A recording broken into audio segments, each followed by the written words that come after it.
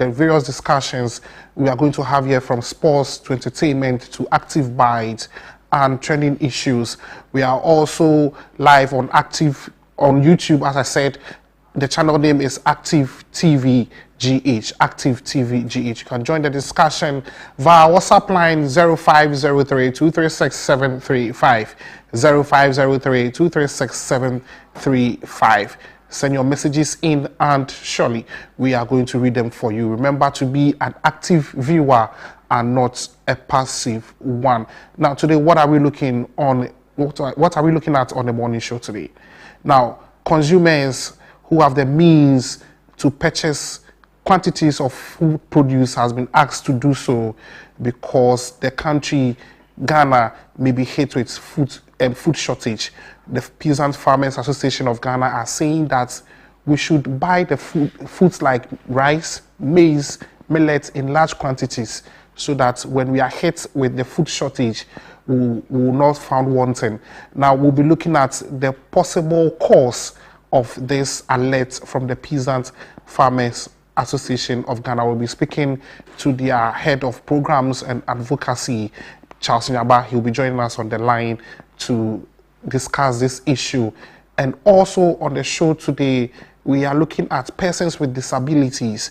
Well, the vice president of the World Blind Union has called on the two parties in relation to the Ukraine and Russia war to make sure that they evacuate persons with disabilities. According to them, per the United States or United Nations regulations or United Nations rights on persons with disabilities, Article 11 states that two parties engaged in war should make sure that the safety of persons with disabilities are ensured. We'll be speaking to the second vice chairman of the World Blind Union on the show today in relation to the statements that they issued. We'll also be going into Olebu, where there's a bridge that is causing harm to the people living at that stretch. We'll be discussing those issues on the morning show. Me amuni na kwa ba e de ba active morning so ene nyama insama ye hwe wo show no so ne say eye Peasant Farmers Association of Ghana oma boy nkokọ say bosumi anase mbosumi aka eda ye nim no say yan hwe ni ye a eduane eho be kwa atwe e wo Ghana.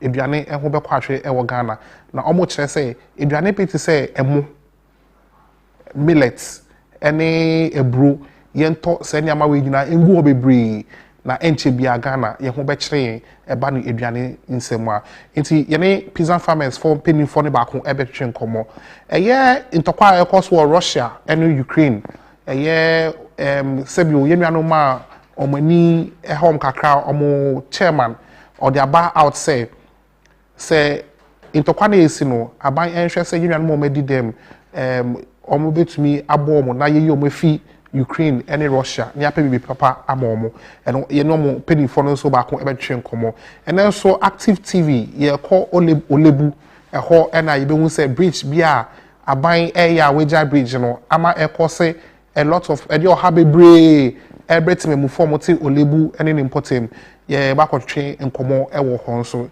enti ye wonyama bebre ma ena no pay me sure so be join discussion no 0503 236 735 0503 236 735 kai say ene active bites enso ebeba so Clementa no ejina ho e train say nemre no so pay on the active bites ebeba eye Ivan Sapia fi happen na Ivan Sapia de sports updates ebre Fabia enso ACC no ho no the entertainment updates ebre kai say you streaming live on Facebook Active TV GH at Active TV GH and then come on one air the pa into bomodia say fifi po akwadwuma obehwe yen mo Facebook Active TV GH and I say YouTube Active TV GH na any entwetwe enkomo ya wo nchen ya kosi tamanundu ebebo midin di ejenim boaten eje me dane me ho abase me ba ye ba Ivan Sapia at the sports updates every.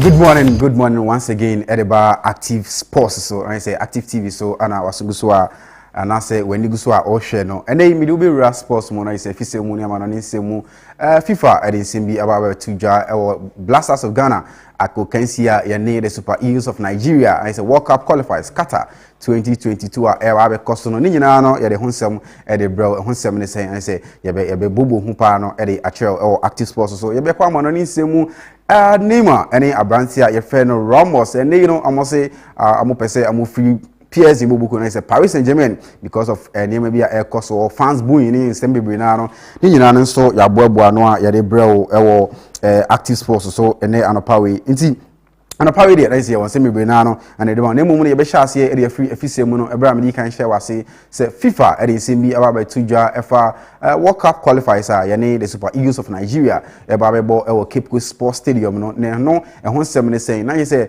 officials are edi kan ebe to dwa no and FIFA dey changes be e dey aba na say center referee ne dey I say we maintain the name mu no linesman and fourth referee and VR referee ni nyina no na say na FIFA e dey changes e dey abemu ani nyina no I say names no na the center referee no papa your friend no Radiona Izet ono ne gusu gina mu center referee no and afi edins bebre names bebre na na wu a I say no FIFA asesa no a eno no I say ni nyina no ensem a ekoso Blasters akachi na emu no ikubusa say ho nsem ne say denti na names edi kan ba ye no na say nei FIFA asande for aba na say FIFA na no on sheda any reasons bia na emu no ohwe akansi a eda ye ne Nigeria in terms of the say was say or ye changes be mu edema the Blasters of Ghana said the be ya nema bebre na no and so ebetimi akoyi edema match na eba be koso Cape Coast Sports Stadium no eno ho nsem na mede ebi ebrel na Abrantia your friend Richard Ofori and say Richard Ofori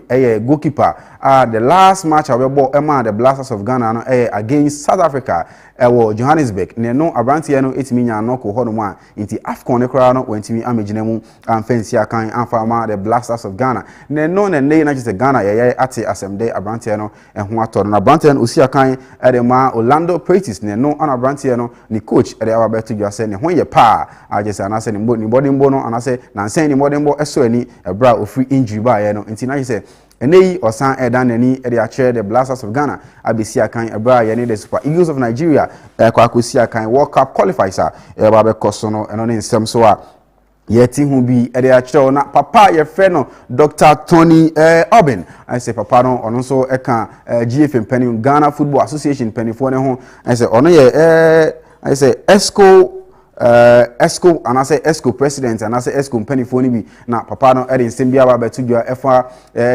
players are ene no Blasters yentimi enemi omo ebra ene Nigeria ekwakosi akan no na Nigeria edi kan edi am squad aba na Ghana de se aka 9 days I say match no eba be koso na so edin bia entimi ma abontin nemu no ensema yete ne say players na amo besi akan ne de amo ya aware ene ne ebimpo enam kwan so eba be piemu enkosi say over the weekends no I say players ne bebre na no etimi eba be piemu no ana papa na yekubusa na say na da ben ana Blasters ye ba be release players ebra in Nigeria ekwakosi akan na papa na say yenya botere kra na technical issues bi a amu face board ni mu no na say amashada park na amu hwe say players ne dey am relaxi am na munyan faidi no emetu dwa na no ada me de betu wanim sem panifo ni bi ni nam can say ninti Blasters ye release ye squad ne say am pese Nigeria fo be hu squad a ye ne omo eba be sia kan nanso eno mumu de me entwa ye mi hu ni say excuse bi e wo say amodema because as far as say football is concerned no I think say ye nyina no ye aware say wo say players ni dey mu release e bia be 10 days and 15 days kra no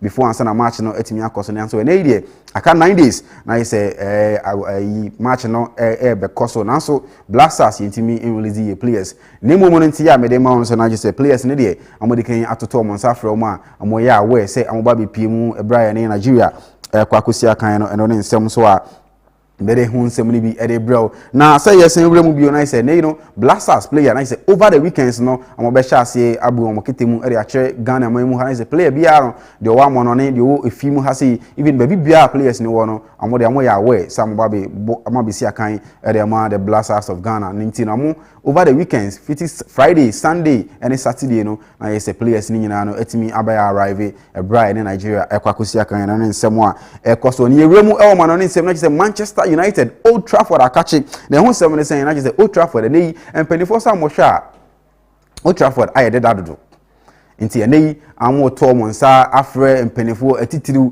amo a amo kan bi ewu say Old Trafford sisi amo nya ne den amo mu bungu na mo nti foforo ana say baby wo hono am betimi atwitwa agu na afei amode foforo ahyehye hono eno ne nsem a ekoso nti Old Trafford ene na isade ya chi say crying na otete yebubu Old Trafford agu a ma oyemo nhyew mi dikan ate ho bi e de akere Active Sports so say ne Manchester United the Glazers family no ene I say amako meeting kese pa say Old Trafford ayededa amopesa amoye no more than one edema fans a etimi ekopie mu Old Trafford egusi ekwohwe akansie no ntenedie esa amo to mo nsafre mpanifo atitiriu amo ka bi wo amo anyansa wo mutirimu ate ase bi te se chechebo mo ne ade no ntenei esa chechebo obetimi akopie mu Old Trafford na oni mpanifo ya kwakodin komo se Old Trafford no amo mbungu anase baby wo ho no ma wo se amo pache na afi amutimi eye no foforo kra e wo ho me no ne nsemo a costo ho no ma meeting hu bi a chere na I say Los Blancos Endra I say Real Madrid etimichi Real Mallorca ebo na kamiensan ebra Vinicius Junior ene Karim Benzema etimi eto atena ho no mo edema Madrid ewo ho no ma mutimi take 3 points no enyina ewo ho no mo na emumu no before 5 minutes na match na abawe ye no na je say Abranti efeni Karim Benzema otimi nya knock ho no mo Madrid at the 10 players at that time na is amayo mo 3 changes ni nyina wi into Madrid at the 10 players I say a complete match na ho no mo but Endra no amotimi take 3 points no eri free ho no mo ya dey ehon sam ni bi enso eri bro Active Sports so ye remu transfer ehon sam Chelsea the Blues na is the Roman Empire and some be na cost na is sanction ho nsem e beto so e beto dwa degwa Chelsea akache no as a Roman Abramovich papa no na say enema enkoyi e na akache na emumu no nsem a ye tene say na is sanction e da Chelsea so no I say oye elusu ni players bi and even academy players are am loan and even po am so academy na say players be na no and any as a sanction because of sanction that Chelsea so no am contract ho nsensem no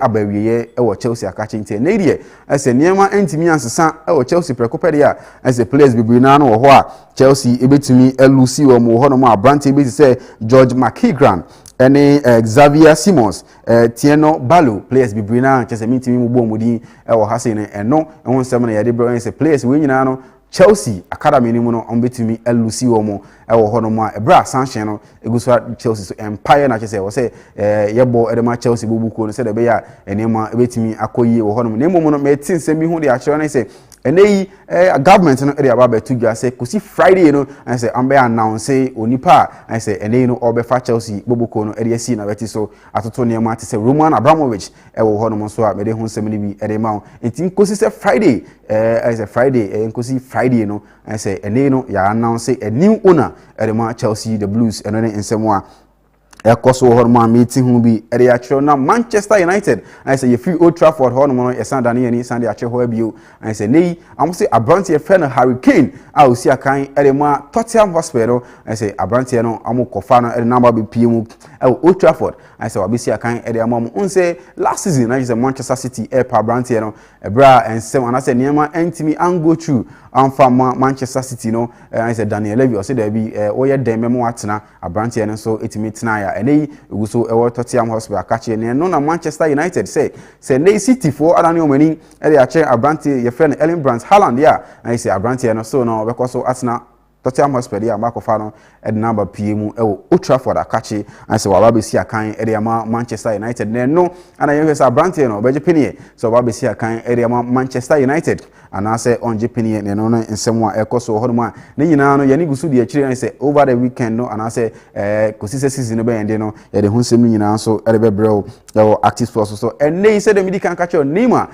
any Abranti friend Sergio Ramos am say there be the fans ne ayo PSG no I say eni enyan pa the fans no ye wo PSG akache ho no no eni enyan na ensem fata am players bi to say Neymar ne Sergio Ramos no mo is a nedie Sergio Ramos eni Neymar am say am pese am ne PSG eton kwanta pai I say am ntuma mu ya tia ne sa ntene no am fi PSG na ensem ekoso ho no de eni enyan and now no that is a PSG any Bordeaux esi akan na no ho nsɛm ne sɛ na sɛ fans no and a PSG name ani Lionel Messi eji board ya na sɛ yes sere mo ane sade amobeye bia no enye fans ne fe na no ana Neymar Junior dos Santos abranteɛ no de aba ba tu dwa sɛ ɔno de na just last season ya na say this season ya and was extending the contract at the man PSG ekosi 2025 na nso eneyi na so sinipi say nyame ya adoma season we end there obi free PSG because fans no dey amoye no eni nyanyan oni abranteɛ friend Sergio Ramos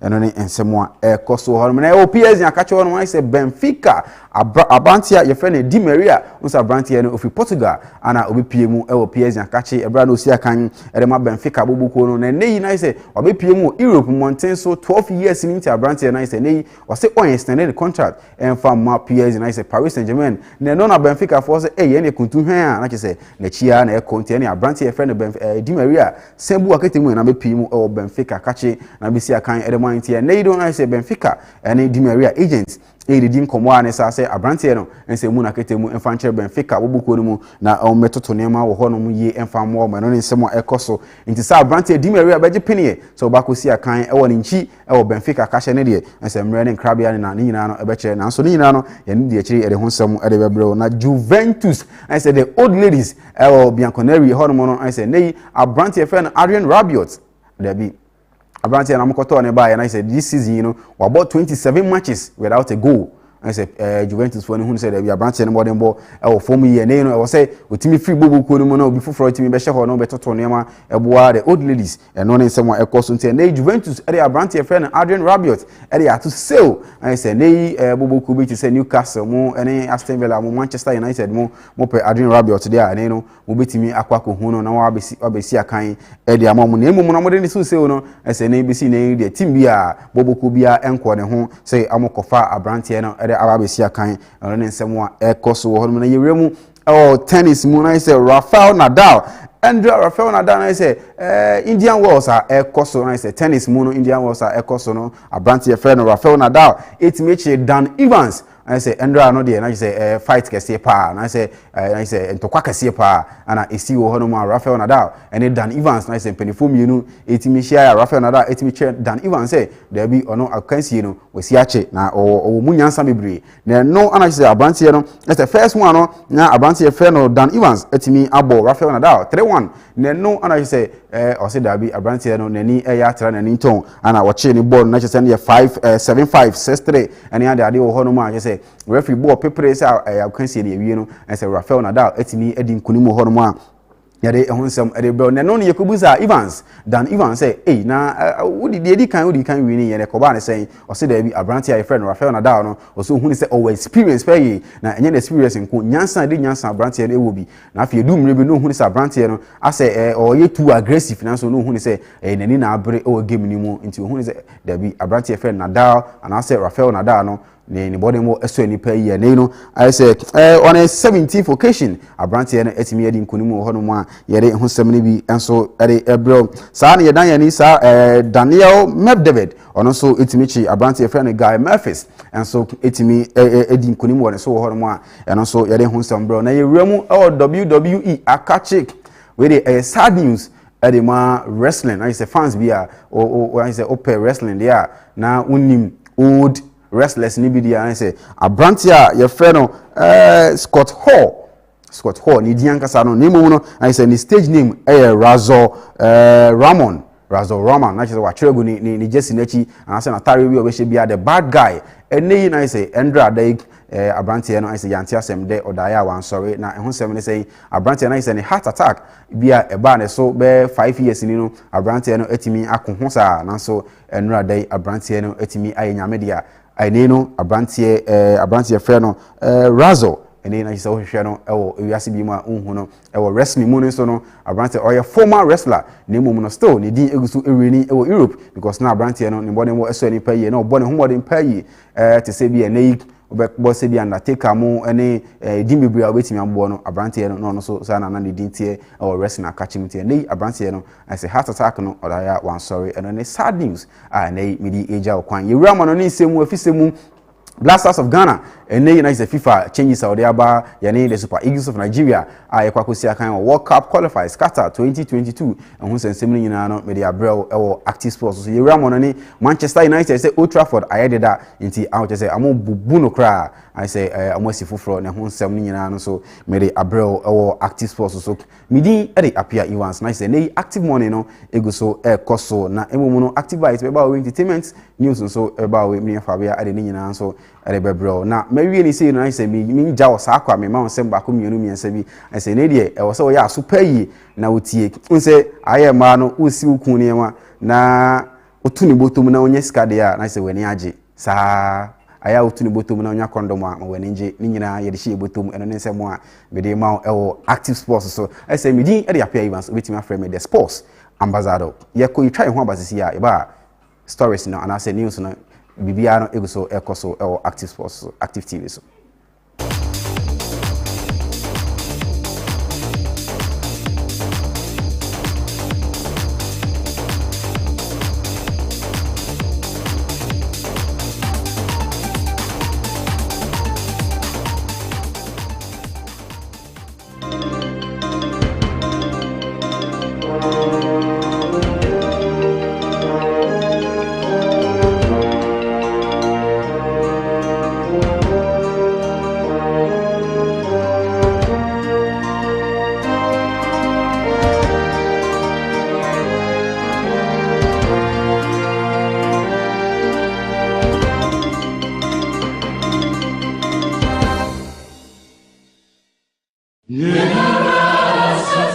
All SIM cards in Ghana must be registered again with only the Ghana card. Yes, only the Ghana card. You will not be able to make voice calls, use mobile money services, internet, and all other services linked to your SIM card if you don't. To register, dial *404# and follow the prompts. You will be required to send the following details on your Ghana card number, surname, first name, date of birth, and sex. You will then receive a special code which you will present to your nearest service provider agent or customer care center for your biometric details to be captured. Remember to add your digital address. Dial *404# on your phone to start registering your SIM card today. For more information, contact your service provider on 100 or the National Communications Authority on toll-free number 0800 110622. Register your SIM card to stay connected.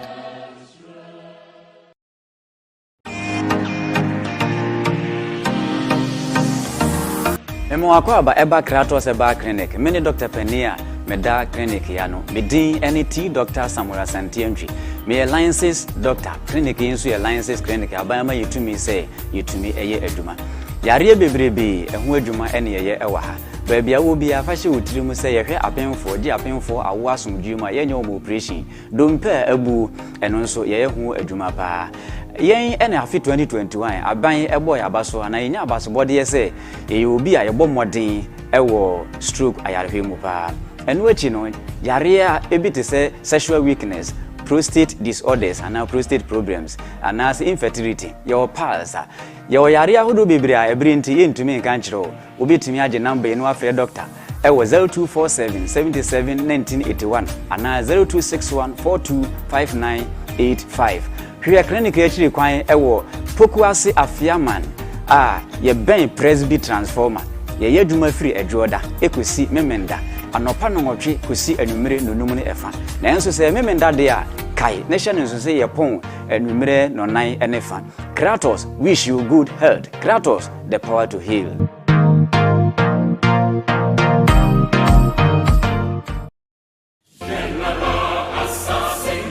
Some card mo Ghana kila mwana bele register be na Ghana card ala ye ba hora avo register Ghana card angome sa wan register o sim card ni a hora engavra ebiara hora nga ye mobile money hora nga internet nga ye de biara ye de bia mba fa sim card be yara hora nga nga ye ba register but *404# na di mobile ala azo be hye nya na ye hye mo Ghana card ni azola Ghana card number ni eze anza wo papa duma wo alofro duma anza wo duma molumwa kan anza date mo be woro yesan elegale ananinya aki ebenya code bi mo ebava wa ho network rock mo isura eke na bava enwujo ke bagwamrasi ni azu na ba show mbonini katika ele kwa ebava wa digital address no wa ho bo star 404 hash wo phone ni azu na ba obo register wo sim card ne kakra akunda nwura ma na biara fra wo network mo isura wo 100 anaka NCA ma wo to free number 0800110622 register wo sim card ne ama wa ho avoid de bia makuna ka efeyera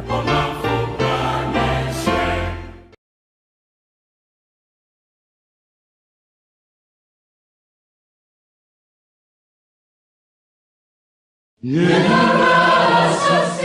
SIM cards in Ghana must be registered again with only the Ghana card. Yes, only the Ghana card. You will not be able to make voice calls, use mobile money services, internet, and all other services linked to your SIM card if you don't. To register, dial star 404 hash and follow the prompts. You will be required to send the following details on your Ghana card. Ghana card number, surname, first name, date of birth, and sex. You will then receive a special code which you will present to your nearest service provider agent or customer care center for your biometric details to be captured. Remember to add your digital address. Dial star 404 hash on your phone to start registering your SIM card today. For more information, contact your service provider on 100 or the National Communications Authority on toll-free number 0800 110622. Register your SIM card to stay connected.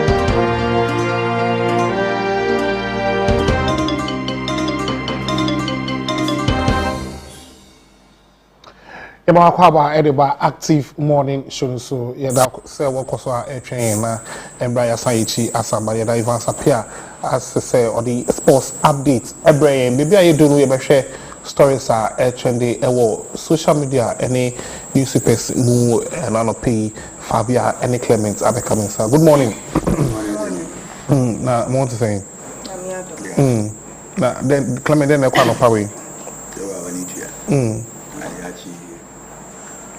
na just a Ghana home come okay before I call into our discussion looking at what is trending me per se me ma ahwefo etibia say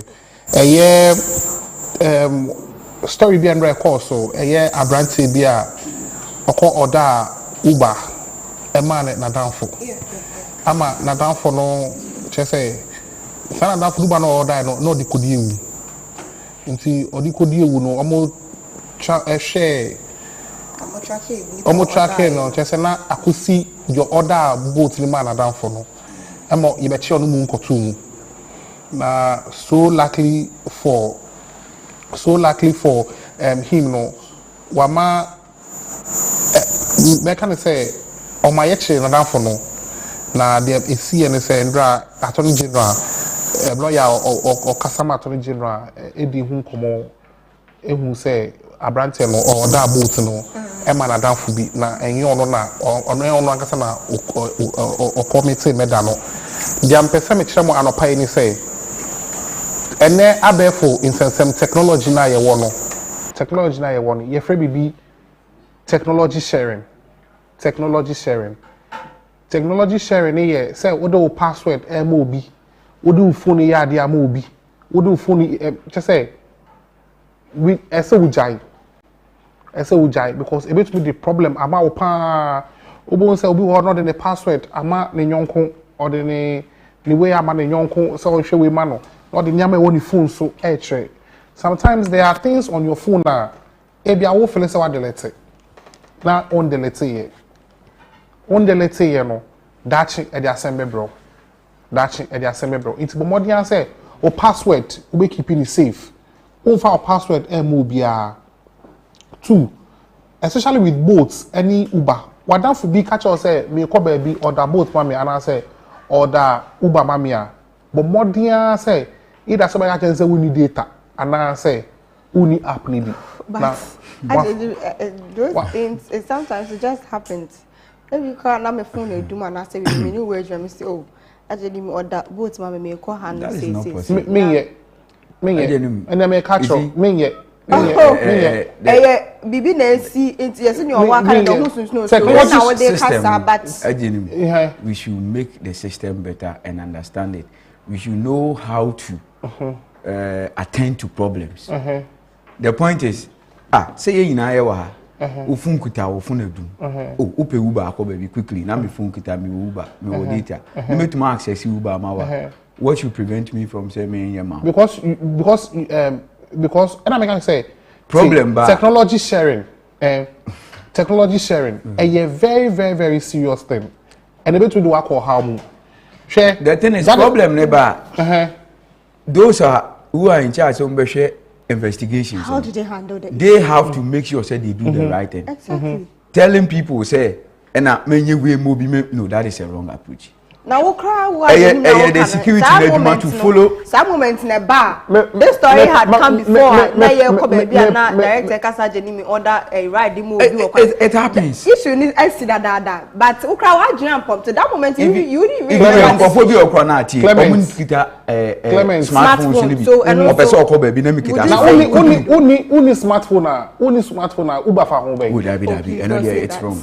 It's wrong. Now only smartphone Uber for home. Security experts so more investigations. And security experts now catch us say technology sharing is very bad. So don't do it.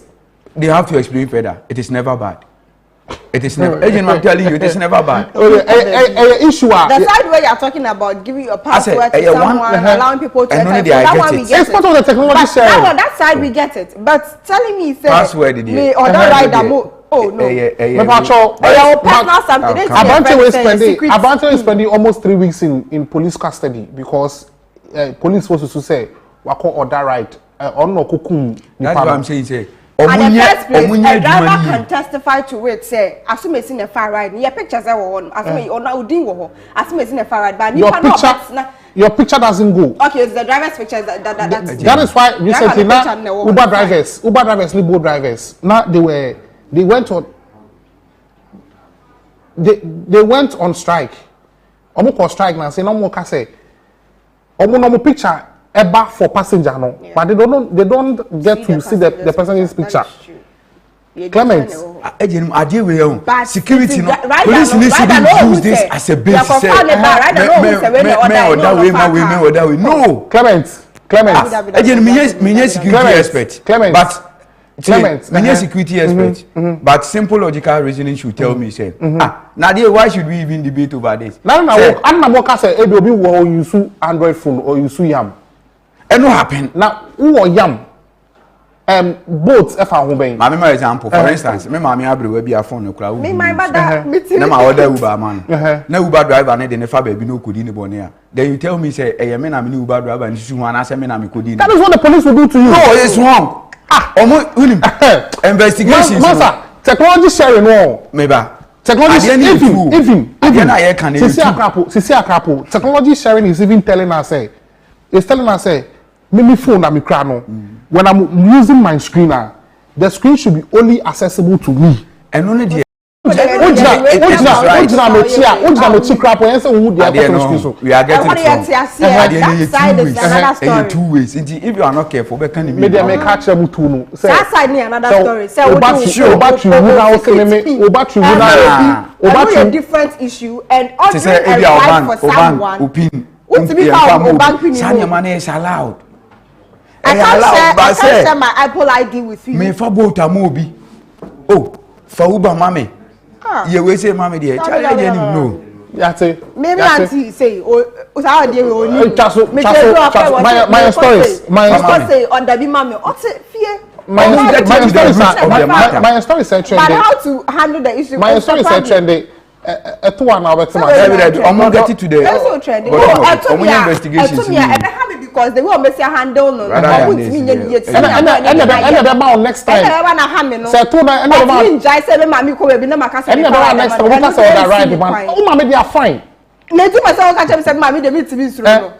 Hey, this approach is wrong. What mommy way. Obi catch another for the channel. Omunya investigations. Well, I'm starting to get to the root of it. And when I best rather than this advice.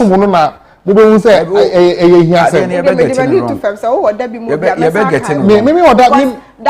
story buy before and sana we be see anu ene. What am I saying? Okay. Say na ye kan ye no, ene ye kan ye no, eye Peasant Farmers Association of Ghana. Omo de Nkaibo bia brain and omo de koko, omo koko say from the look of things, you know, in the coming months, you know, ubetuma to aduane bebregu a. And they were specific millets, maize, and rice. Emma wants someone for Gary and Cajon because Gary dear Charlie. There's will be any first aid. First aid. Just say I don't almost said anyway. If you anyway on my bono, so overturn will be brave. Because from the look of things, you know, either say food prices will be costly, and I say we are going to be hit with a shortage. I say. Now wheat about 500, 600 and something. They say it's 1,001 something. Bottom times 2. Okay. It's ye Peasant Farmers from pay phone by Kasabat. Me person ye ko share a great minister.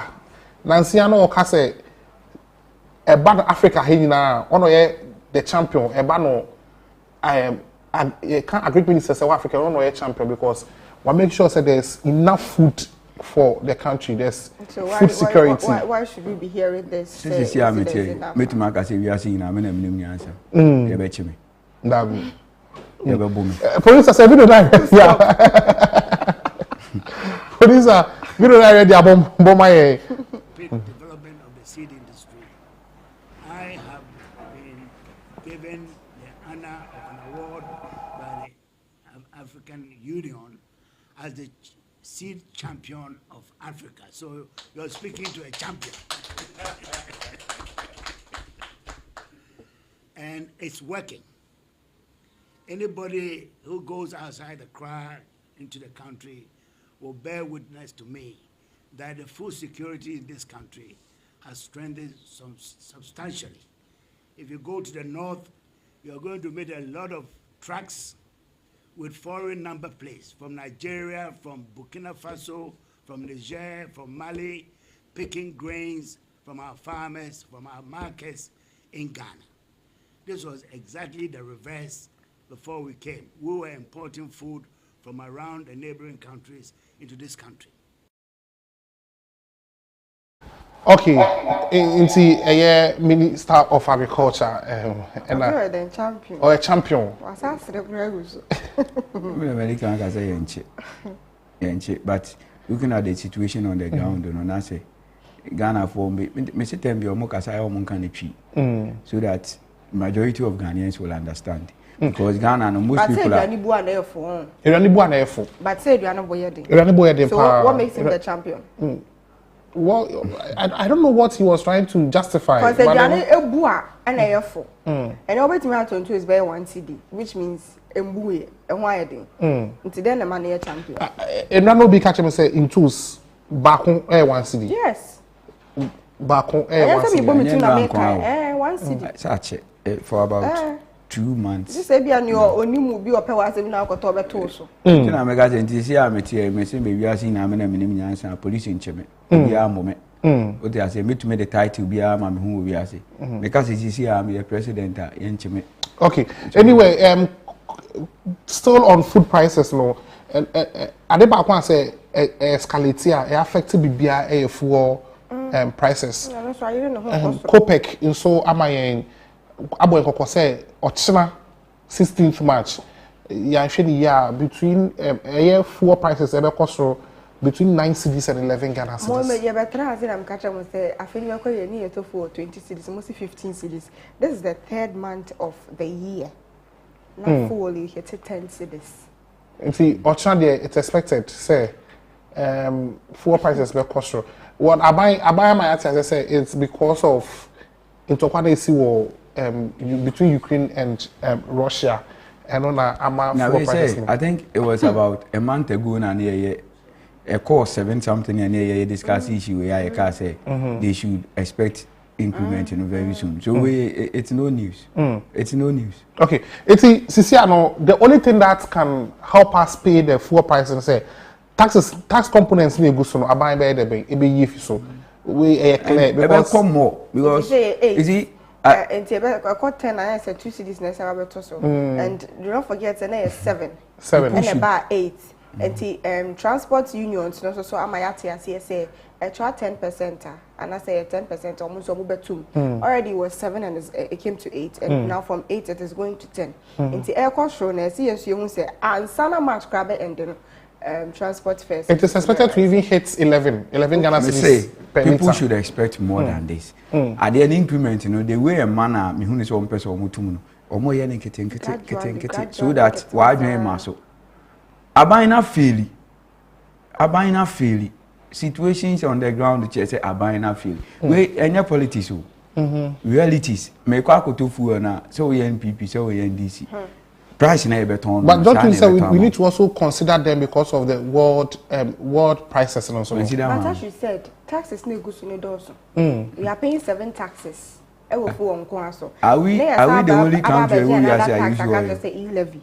Sabetra levy, that tax 90 man yesterday. What I want to so mame. What was I able to come with another tax as I 7 tax no.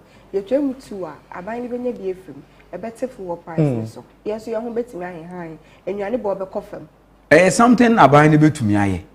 What I say, but any problem is same. About any bit to me, I. The taxes in Kwan, would you want China taxes mutu? No one in free so. Fuel prices in a bit maba as low as 6 cities. It is a cost, then it has nothing to do with the international market. So international market 2-3%, Abang 2-7%. It is the government is the problem. Abang no taxes on fuel no dorsum, and I'm a fuel boy. Then Ghanaians should understand. What we need to expect as Ghanaians, say, Ochina so say, Nyami and Bemuna fuel prices hit even 9 cedis. When you find say Enco 10, Enco 11, you find the 9 cedis by Saturday, Ubedu market na bibia kosro. She say every weekend will be chroma. That's not many Johnson Nikasa. Me say on got chicken anymore. See week we ya mejume mom got chicken. 2 days now musa call ya dey 150, you say 194 cedis na dey to. And you know say yes say 2 months na ko hit be 10 cedis can who say Andrew Saturday upon other thing because say omu tutu nyem every day. Every day. Me I feel say buy any person holy scan. Okay, Father, you share story sir. My www to my active online. Na young share story we are prior to accident at ACCC and saying Akachi North MP and so Ababeka so say deal with persons responsible for road accidents that kill people. Deal with persons responsible for road accidents that kill people. We are catching North MP Nekai Oko, my active online at the make Kai story. Following a sorrowful weekend where a tragic motor accident claimed several lives, the Member of Parliament for Akachi North has waded into the conversation by calling relevant stakeholders in the sector like the National Road Safety Commission and the Motor Traffic and Transport Directorate of the Ghana Police Service to institute measures to deal with individuals whose actions pose a risk to lives on the roads. The legislators appeal stems from the recent multiple fatal road accidents that occurred in parts of the country, including Asuboi in the eastern region over the weekend. The ranking member on the Education Committee of Parliament bemoaned that the current statistics of fatal accidents and most could be attributed to recklessness, indiscipline, and human error on the part of drivers and motorists. He continued to say that the fatal accident has also been reported to have left some other passengers on board the vehicle seriously injured and currently receiving treatment. This heartbreaking and unfortunate incident has robbed us again of young lives that would have been very significant to our development as a nation. Sadly, so the statistics on road carnage on our roads this weekend alone adds up to the already alarming cases of death on the road, most of which could be attributed to recklessness, indiscipline, and human error on the part of drivers and motorists. Intinia Akachi North MP so Eka Enono. A road accidents are of course. But you see, we'll come back to the food issue. If you say Sabeka, Dr. Nyaba, you try your Sankano, but you better say Sabeka, but with what you are saying, you know, it's like every year we are the same story way. Opa, yeah, archive story way. Now accidents, major one back on see. You come and repeat the same words. And yeah, sure, no. You can a whole lot about your route. It is something I'm saying the ministry has failed to do, including the Ghana Highway Authority, NIFIDA, and urban roads. They have failed to perform their responsibilities. But I want to say, no, I make a statement because 10 years, or more year publicity now. Now, or more they attack drivers. Over speeding. And I will be on Monsanto or they driving. And I will be using or they driving. But problem now, Kasana majority ni free or more as to or maintaining you quantity or constructing your quantity. I mean, they don't talk about it. Accra Kumasi, Shakwana, your first of the call. Your friend of highway. You get it. And I portray how Malaysia city highways a city. So it tells you or more part in normal fairly drastically. Or more fairly to perform their duties, their responsibilities in normal functions and or more fairly. That is the major reason until road accidents also. Because traffic on the road, you know, the ministry don't have to ensure that, but they are not doing it. In as much as you have poor routes, road traffic in Sokorano, it's very bad. Police for also duties are also more performing as far as I know. America says a car be says within 24 to 48 hours, or say police for or more around making sure say a 2 car and they are not performing those duties. And also they lead the major road accidents in the country. But this is the case, then Biano or more preview or more innocence. Driver near economics and or they drive when you see good speed and a driver for carelessness and no contributing. But majority of road accidents, you know, because of the ministry now performing the Jumayi. That is the major cause. It is about time they have to pay attention to China man more than driving economics and driving. Nina even say driving economics and driving eco speed crana. Nina has to do with the police trafficking. It is a police, you know, or mobile road traffic and I driving into me economics and French car. Okay. Because we do the next police pointer. You better checking and say that is where road traffic and area Juma. Say driver ni ko excess speed na. Udu checkpoint a police for be to me who say no speed now or never say a chena you better no. Okay. So nema we na you put in place near good rules are accidents and so better. But these are things they are not doing.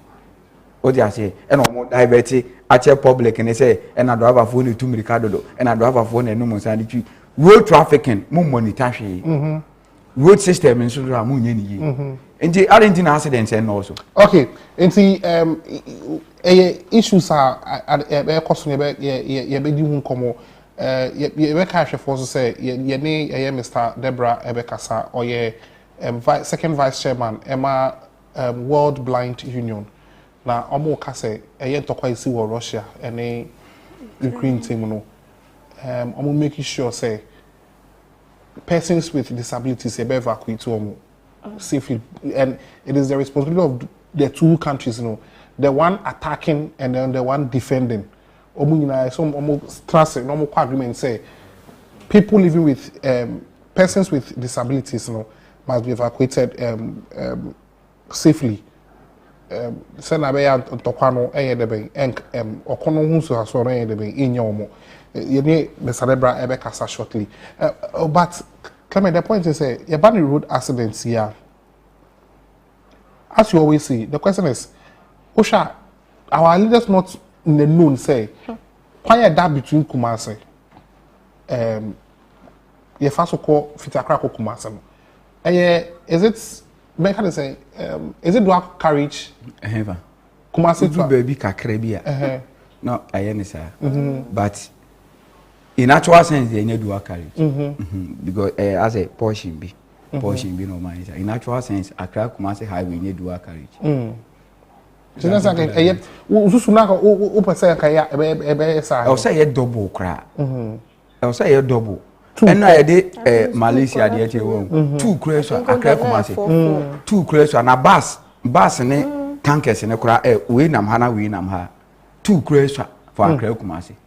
Unless say be ombe and say sa big cars in na ombe you murutunku.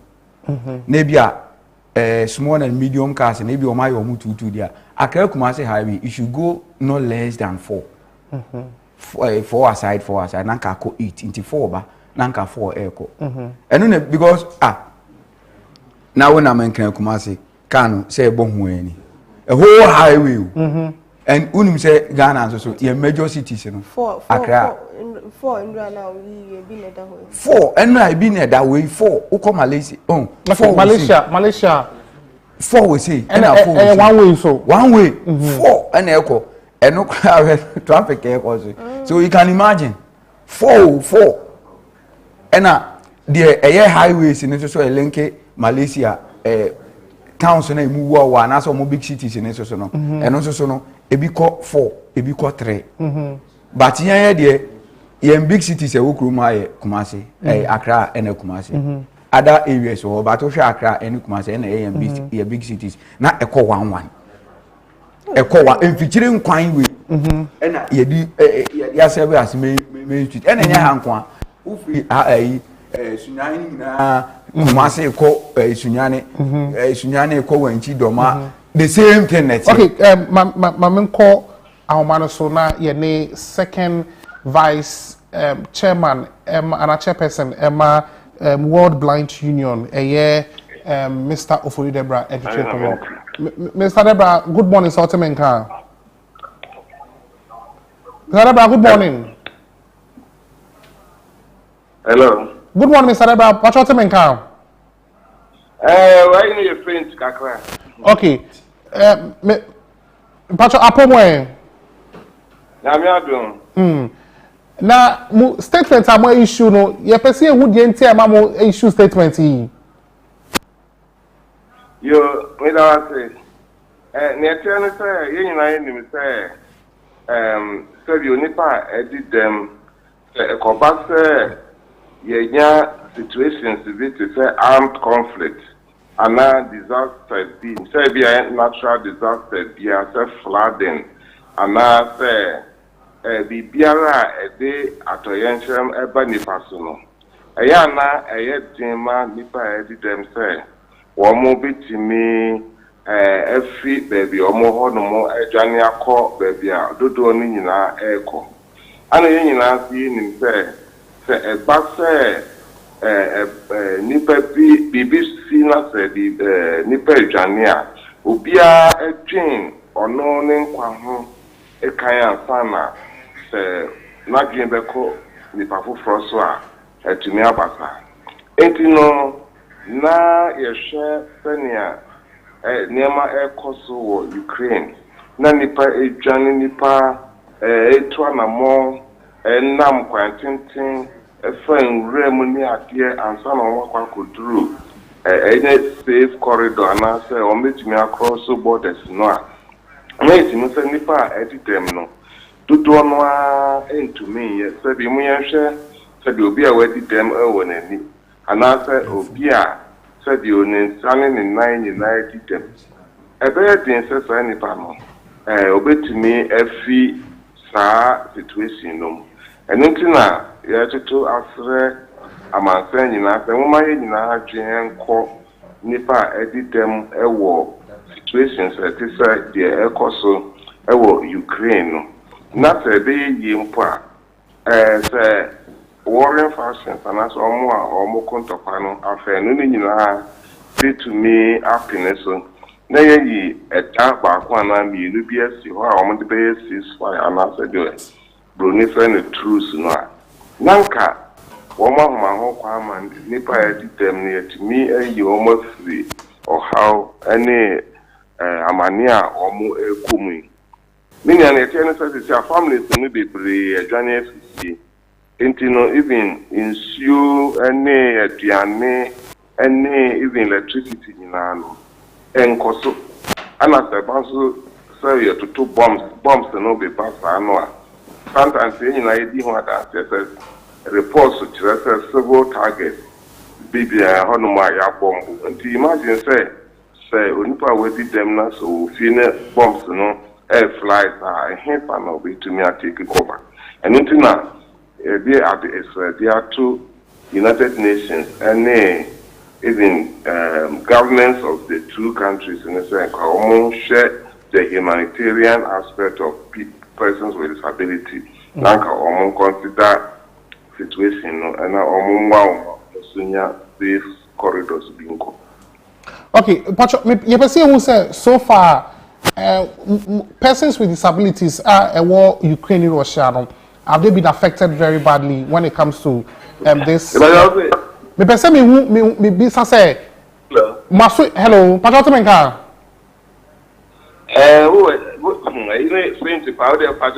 okay me person me bisa say World Blind Union many information be say most of your people has been affected by this war. Oh, okay, yeah, so far no in a situation in Ukraine, to me, any direct information, but you know, more Europe, European European Blind Union, no, I issue statement. Actually, say almost very much concerned. A war near Kosovo, Ukraine. To me. Visualize and I say it means the Nibudia air coso. So far, no, even media crown, our more coverage of the war in Ukraine, almost above vulnerable people, no, women and children, and I almost can them. So, in I say persons with disability be anyone no more, news coverage, coso cry, etimia can them, near Kosovo, Ukraine. Entina yache amanfo adwen aba so se eba entokwa ene atoyensem si no a eya na world attention no any persons with disability ho entina ya proactive na ye twen amansan adwen aba so se yesre ara yenuanu mo editem ewo Ukraine no enye den ara omho aka omho akire won enti no ye ma ya dwen enko ehɔ no okay the crocodile in some faber na be ma impedifo mienu ya anase ama impedifo mienu ya ntokwa esi omuntemi hello ye bisa say ye no wo wie nkomotwetwe no in sembe na obeka che eye Ukraine mampeni any Russian mampeni brand to kwai ekoso yi. But last point in Bacho. Messi ye no wunye komo twitwi no. Ye pese e bisa say in some father na odebema Ukraine mampeni any Russia mampeni. Oh dear, and I can say we are making special appeal, especially President Putin or none or yet the invader no. Na ntokwani nyina kwako jina ne so no. Say yes no asebe ni edika no. Anka onya ehumobro bi ma nipa ewo Ukraine. Civilians nyina ewo Ukraine. Nanka or reconsider the decision now or they attack and as or they invade Ukraine and that's into member and then they toss me you know and it's vulnerable people are war Ukraine are persons with disability and a demo kind of anka omun na so vulnerable groups in the omune we are say amansanku ahodo bi ti say Red Cross no link it ahon nanka kwaya on be faso a wo mo be yen sama nipa edidem even wo mo fie no say ba say supplies aduane ade kra any ade betimi aduru mo chen but most important is say anke be evacuate wo mo nyina to safer places no anka e be President Putin seka onya sa ehumobro no na ntokwano emra na wie. Okay, Mr. Ya Ofoyinebra, you better was say woni entwetwe nkomo anope ewo so yera say Mr. Ya Ofoyinebra or second vice chairman Emma World Blind Union or say governing or chairman for the governing board for Ghana Council of Persons with Disabilities. Na almost just say United Nations na omedi dem kakra no omo UK omo Ukraine any Russia no it kwa isi aman minu intemi no yembo mo dia say betwe omo fi krominu so a asembia ento omo thing you can very it's as simple as that. Obian asem si obian kobo omo din so say nkofo we so ho na say etimi twa ye ne ekofo all you've been seeing your students and I think step normal taking is very good. Even here in society in Ghana, we hardly look at these people. Yes. We hardly look at them. So, I'm about to say, I think it's on good cause. Okay. The government should pay attention to them. Okay. We and one of our major issues. Oh, I'm telling you. We don't talk about young Kaisa or more existing. Sorry to persons say, with disabilities, Kuruma Yemfo. But the government must pay attention to them. Oko elsewhere, there are people BBI involved. They come first. BBI involved. Because they are also doing very well. Sure. There are some of them they don't even feel I say they are rejected. They feel part of the society. Okay. Because games baby omuyebi.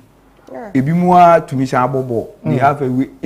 Yeah, now say you neglect those people. But there are people if government should pay attention to them, they are also part of the society. That is a stigmatization when it comes to persons. Very, very huge. We don't care about in Ghana, but I think Africa very, very, very weak. Okay, anyway, you call Olebu na hono in some way hono say bridge be na abai eshase and no more year road no.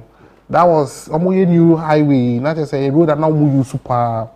Emma buying a bridge. Now, if you main road no, a highway no, just a buying. Neglect a cause problems. A war or a maximum for more or libunin input him. Ye call the Endra reporter, Chechabo, Peter Chechabo, echo assess situation. Na or the amania bowie and a buyer. Se police have video ready yen share in some a course or Olibu and Chachabo a call. You know, Buffo, we are no. yɛtumi sɛ sɛ aboɔ bɛdu a nsuo tɔ a na atwe ne nyinaa ɛso yɛnhu ne a yɛbɛyɛ ne yɛbɛtumi ayɛ a ne sɛ ɛde fie bɛto so ne akora duru ha ne nsuo fa no deɛ a na mpanyimfoɔ di mmirika bɛtwa hyia nanso nsuo mfa obi a wɔ ha no deɛ ɔmo ayɛ sɛ biribia nsi wɔ ha da na obi kɔhyɛ gata yɛ ase yɛno ne deɛ mpanyimfoɔ firi Ghana no mahu sɛ ɔmo pɛfunu no mmɔ dansɛ ne yɛasɛ ɔmo nya sika bi wɔ mu anini ɔmo te sɛ obi awudi a na ɔmo tutu kasa kɛseɛ na nipa nwuyɛ deɛ a ɛne ɛne ɛwo nhu hwee kwan kɛseɛ paa obiara fa so wɔ ha ti yɛyɛ main road yi na ama kwan nwuyɛ ayɛ den anka kwan kɛseɛ no koraa ha na nanka ɛsɛ sɛ yɛbɛto na ɛnam sɛ ɔmo hwɛ dan a wɔbɛbubu ne nneɛma no ɛna ɔmo yi fa akyire hɔ na ɔmo sɛ ha no ka ne yɛ bɛ ɛna ɔmo de ato nkyɛn na ɔmo de to ha ne deɛ ama sɛ no ha deɛ obi amfa ha bio na ɔmo agya ha na ama sɛ wɔbɛyɛ dan o ɛmfa obiara ho ɛna yɛkyɛ sɛ gata wei na ɛda hɔ no mo aban na ɛyɛ ɛtete nti yɛsrɛ aban korɔ no a ne sɛ wotɔ nsa nyɛ gata ne ma yɛn na yɛa yɛbɛpɛ kwan a yɛbɛsiesie kwan no sɛ ne aban na gata ne deɛ apaforo aba obiara ntimi ɛna sɛ si a gata wei ho na ankasa fifi a ne sɛ yɛbɛto aba deɛ a ɛne obiara ɛtra ne bɛsi sɛ ne yɛnya to wie deɛ ɛno ano no saa na menyini gata obiara deɛ politics yɛbɛto aba ne yɛde bulldozer bi gyina ho ahwehwɛ sɛ adeɛ kye yɛbɛyɛ yɛto aba awie a obiara nsi ɛde de King Kofi Apostolic Church of Ghana mu anamo na yɛba outside a yɛfrɛ me evangelist one day ane major road a cars nyinaa ɛfa so aban ɛfa so sɛ aban ekupuo kwa sɛ akɔyɛ bibia ha ya na ɔyɛ dɛ ɔnam na ɔmbɛyɛ road foforɔ no wie no na ɔmugya ha sei no ɛtoɔ to ɔmugya ha no toɔ nso na trɔtrɔ cars no ɛfa so na ɛba no sɛ ɛyɛ nsuo a no wɔde ne nti no ɛyɛ so sɛne ɛteɛ no ɛma erosion bɛyɛ dɛ ɛbɛdam ɛna asɛ kwan no up to now yasɛmɛ man wabɛhwɛ amedu abato time kra no oba ye ne kasa so dem ho apostolic aso dem ebe shebo say ye to aba ne bi obahwe mo abaye de abaye kwan no begin for my company bampodi na nim san come roadway because some dey ekwan edit wo mo ha sei no ti ne nse bia nka so omo de omo gusu ni fra kra be sei anko me fa na sei mo fa main road ti ne nim so mbeye na so no wanu to ase nipa ba ko fo panifa so to no wie ni mekom na obi anu no onke ase no on ket mamuhufo no so mba be de o mba be didwa o mekombo eti mekomfo de minim adweno ma ye de o ma dwena fa ho na emom ti mamuhufo no ti se sole ne wa ne dana wa ha no ana ye keke hu bumbe pese sa ne de bridge no nso to a akaba pese nka nso beto na akoma behwe se nso to a nipa egu akiri no ebro be 10,000 ya ya ro hokwa ne school kwala fitiado ko nyina school ko ha se school aposisi bu nkwala mo samso a mo ba no e ya roho di se nsuo ko na se nkwala na ba na se penyi bi nkan ho a e kwa me no foso akoso e kwan no te ya de a e ya roho onebu mpotim eye Melcom area mu ho na endra chechebo ko ho na wo hwe screen so ache se asempa papa na no she bataka ne ka se mi so oni se aban na say mpanyifo mo o man nim no say obuo ne na ye o mdew say na diske go mo botom because until say bibi kese bi besi no they won't take action eti we were under Ga Central Ablekuma we Ablekuma North eti ye wo MP ye wo MC assemblyman so ho na assemblyman kwa de so ko share na assemblyman de MC you know na question I will be saying no so assemblyman de ko share bo say last ahana ye ko ye ni interview be about traffic lights or say it's in the pipeline we ko ho no the same thing assemblyman last me ka kire mo say omo ba bo so mo hye ne ema nkofo agitu mu say aban anyo MP anyo assemblyman beye meanwhile who ye ntwa woka because assemblyman they enjoy being at that position but yana they forgotten say promises now ko promising na na man for ato abama within the womunim so omuntumi nya wantum anya so abama for be do atem but assemblyman there all they say you represent your community at the assembly. It would say problem is our community. Now present to assembly hall. Ghana leadership. We useless by assemblyman for. Or more we useless by assemblyman. At the end of the way, assemblyman. Yeah. Now assemblyman don't question boss ube see bridge anyway. One question bomb person ube du kwanu so na ye level. Street bomb crowd na assemblyman. Bridge kakraka we. Who assemblyman? Who o store ebi area minute and store kregu odo. Eti o share screen so community no na just asempa but you be follow up with this story. I say what can I say your parents say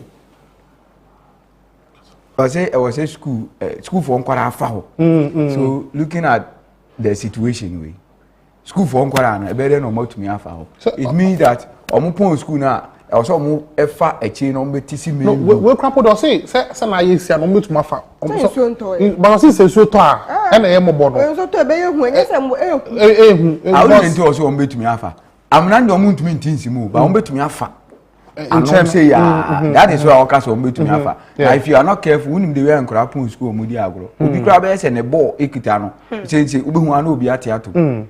But in Zone Todia and change any inside we now to me for it is Zone to end there and Kranobe Farno. See, the least mistake I could be Diagro Kitekete over Conoda. Okay, and said all kind or more change say somebody should die and only quickly. Shall bridge be a dazzle. Bridge that's in the panocrass to chair bridge, you know. So if you are not careful, so what will happen? And at the way, say at the accidents be bar, I can say be bar. The Minister of Road and Transport, Ebe Koho. Minister of urban rules for Bebao.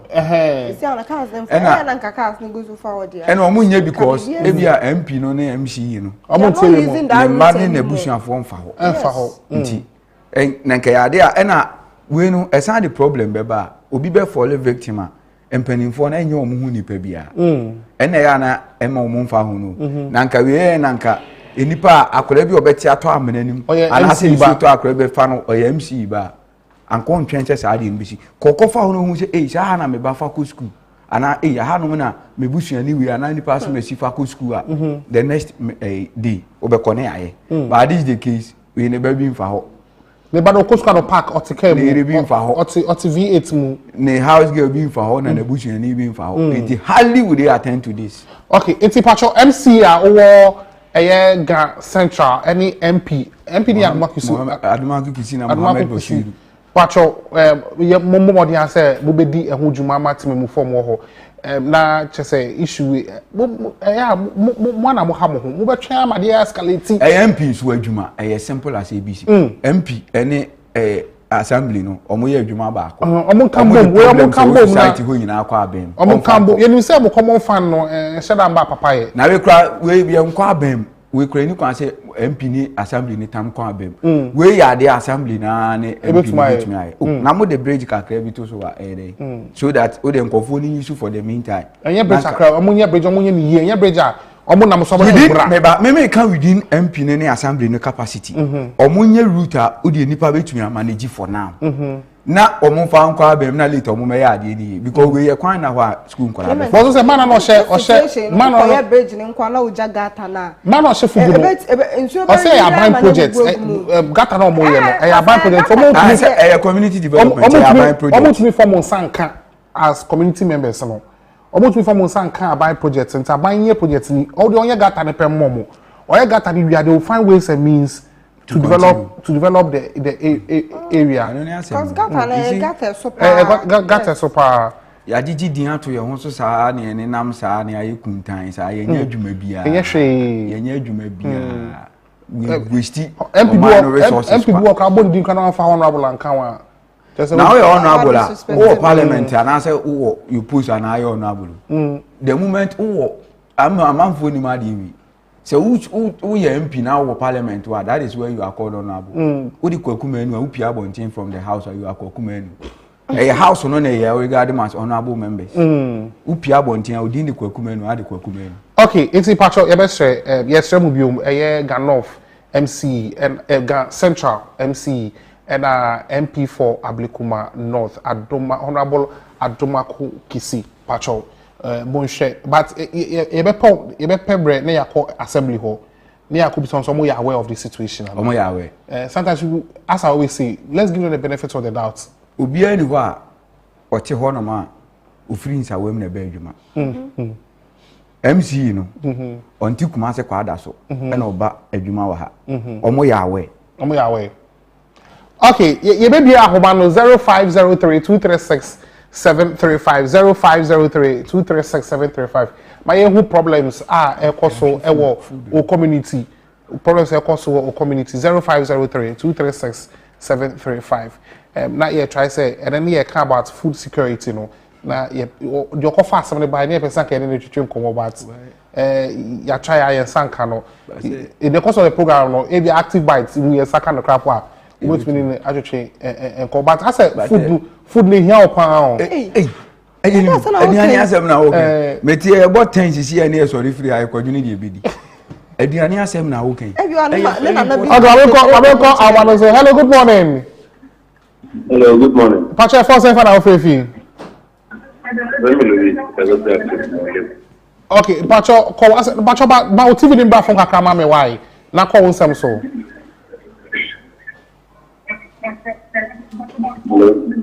Yeti o call some so. Yeah, if I saw bridge, you know, I'm teaching so to I want about 5 years. Assembly money away. MPC away. Some time ago, we do students it's a money follow up my. I can't want some assembly money start I can see a lot. Okay, Pacho, you say, Pacho, you at Yabedi and Como amount. We do work as a HSO resident. I say, Omuna away, but they are not doing anything about it.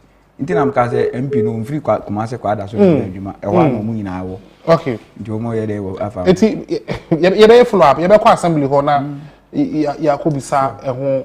In some stories will be what? Okay, still Yonko my active online, so the Yonko cancer story. Or see teachers perform house duties for free, so why charge them for accommodation? And Joe Kabonu as GES.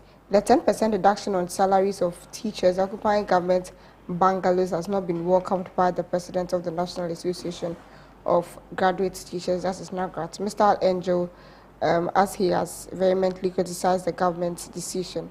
Mr. Kabonu complained that considering the merge remuneration they receive and the government going ahead to deduct 10% for this rent is unfair. The mistake we make here is that the accommodation condition rates are not the same and equal across the country. But when it comes to teachers specifically, we need to look at the details and understand the peculiarity of our job and look at the reasons teachers should not be charged for occupying the government bungalows. The teachers living in bungalows in the schools are performing teacher duties. It is these same teachers who take our sons and daughters to hospital, and in doing all this, they teach the full complement of their subjects in class. No teacher is employed in the Ghana Education Service to become a house master. They are employed to teach subjects, so the house duties they perform are for free. So why do you ask them to pay for accommodation when they are offering these services for free? According to the Ghana Education Service, the planned 10% reduction forms part of the government's efforts to streamline the anomalies in the payment of rent for occupying schools or government bungalows. Apeeved, Mr. Kobonu said the move is needless as the expected revenue from deductions will be minimal to support the government programs. Okay, and then 3 days now by the bar say, let her be with social media from Ghana Education Service say. Teachers are multi bungalows, government bungalows. Normally, it's with the secondary schools, senior high schools. No qua, you see a diamond teachers. Na I buy the abases here no. Almost 10% of almost salary no. You be 10% as a rent for a honor motel. It's like you say MPs. Ministers, are they paying rent allowance? National resources. Are they paying rent? Are they paying rents? Because even MP scrap, who call MPR, who call Parliament as an MPR, what they even give you rent allowance? a very huge amount of money. You see, this for is rent the time, allowance. and BBC, we a teacher near. Opa, ube to me afre, opa, umudi and Casacra. No, I can really issues. No, but one of the real issues now, Angel Kabonu, Eka once and say. We all went to senior high I mean, school, we know, say they perform a lot of house duties. The point is, teacher be the whole teacher ni, and our friend, and a mechradie, ewo ibi akra, and a wood, upa, medical jo mechradie wakra, schools are wakra, those nobody knows your identity, and our kind of real issue now. There are times, these are some of the things that what can I say now discuss here. Now, among for driving at the baby. People are getting you wrong. Meanwhile, Oma, they are not affected woman and when they get the platform to, they don't want to talk. Only the identity. But so these are issues. But the question you're asking is this? It's like are they supposed to pay for? One, yes. It doesn't make sense because untia rent allowances are non-fanco pension. Or pension now. What is the future? Inti idea and komusi di ama omo say ye tete omo. So that by the time I will be pension, no, I didn't hear what they are and can you problem. No, we want to try a dynamic, a dynamic. And I make say, instead of say, Uncle move to as rent allowance, and can quite say, be a policy. Are you even aware? Say most of. Okay, my man call Amanda. So hello, good morning.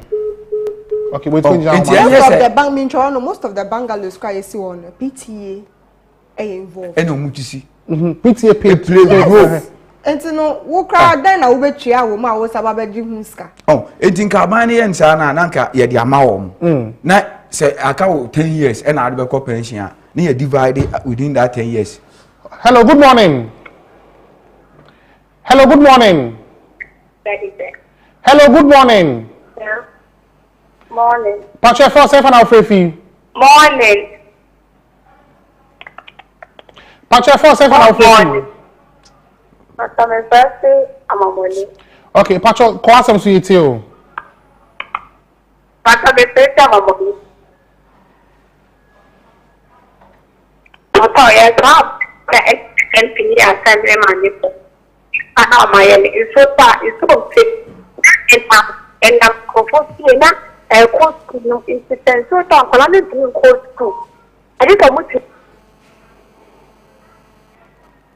Kata amukwa nkwana kata ko sese school mo wa school mo aye bata enye nne e na ka isi start here ba mo gbo mo ne gusu of nne e na amomola to papa ne so da ha so super to the back school mo e ya na school mo aye bata enye nne e na ka issue ni start here yes tra aban ene mo to nim te ona na be pa ata na papa ne ma ni ma insana na go to man ba ta na ta in the pop you see all by the Jumato set a full and dear Obata power Duma.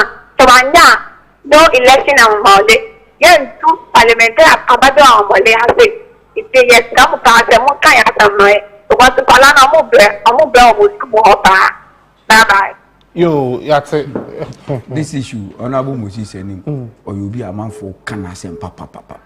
At times, when I'm out at things, I feel sad for him. The way I'm or more for no a portrait, no. I quite say as a on existing pool. And it is all because we are failing to perform his duties as an MP. You get it? These issues, it is something the constituency near then. A bit more attended to it. On say, I'm a Saman, a Tobu constituency, a party baby, I'm a Saman, a free fire. There's no Trouble constituency. Trouble constituency. Correct. Moses said name your Trouble constituency. Simple as that. The last time you called Chile has or Manjo, Ame, Jogo has who could do on my Obeka and never be any party, Obeka or Momo to Monica. You see, Nina any area. Even in some part of Amumuli has in some part of Uduma. Let's acquire your first assembly. And we have an MP, we have an MC. And I quite to say, maybe some say, into almost Oriano Panomu Jaria, or Mokromobusi and for some Mokoi. Mokujuma, a Juma Baya. Oh, what I would you know? I want to ask you, Okra, Okoin. Okay, sorry, Semi Crow will be semi Juma, will be any say, may Babetana. Na se me betena na me yesi sa ne button ni Doom TV na me be adwuma na will be the useless person. It is the same thing. What sorry we dware say wo kwa adwuma wo kwa akoya adwuma en o adwuma ne say e bia ne de minu aba ifre ya okay Wait my friend 0503236735 0503236735 my you problem I want say no me say chechebo obeba where assembly wa chechebo visits assembly wa de omunim Ghana of assembly who had omunim an say master show no smash no eno kwa ne hia adwuma mbe pia bonten akwa ne hia omo o say those parts so hia me nka say hu hia o omunim an say no smash okay pie nko ya adwuma o to after 0503236735 0503236735 my you problem wa community na chechebo ye standby say oba be do ho enso na ebe toto enso na edi omo ti wo school dem hono o ga mini aba na epon a on san frɛ e botena on san frɛ the same line na accumulation me attend to it to mo school dem hono say assemblyman enso na ko school dem wona say ko bubu dan meteorology for sir amaka hello good morning hello good morning Good morning, Patrick. Hello. Hello. Good morning. Mr. Sarabia from Malaysia. Mr. Sarabia is my.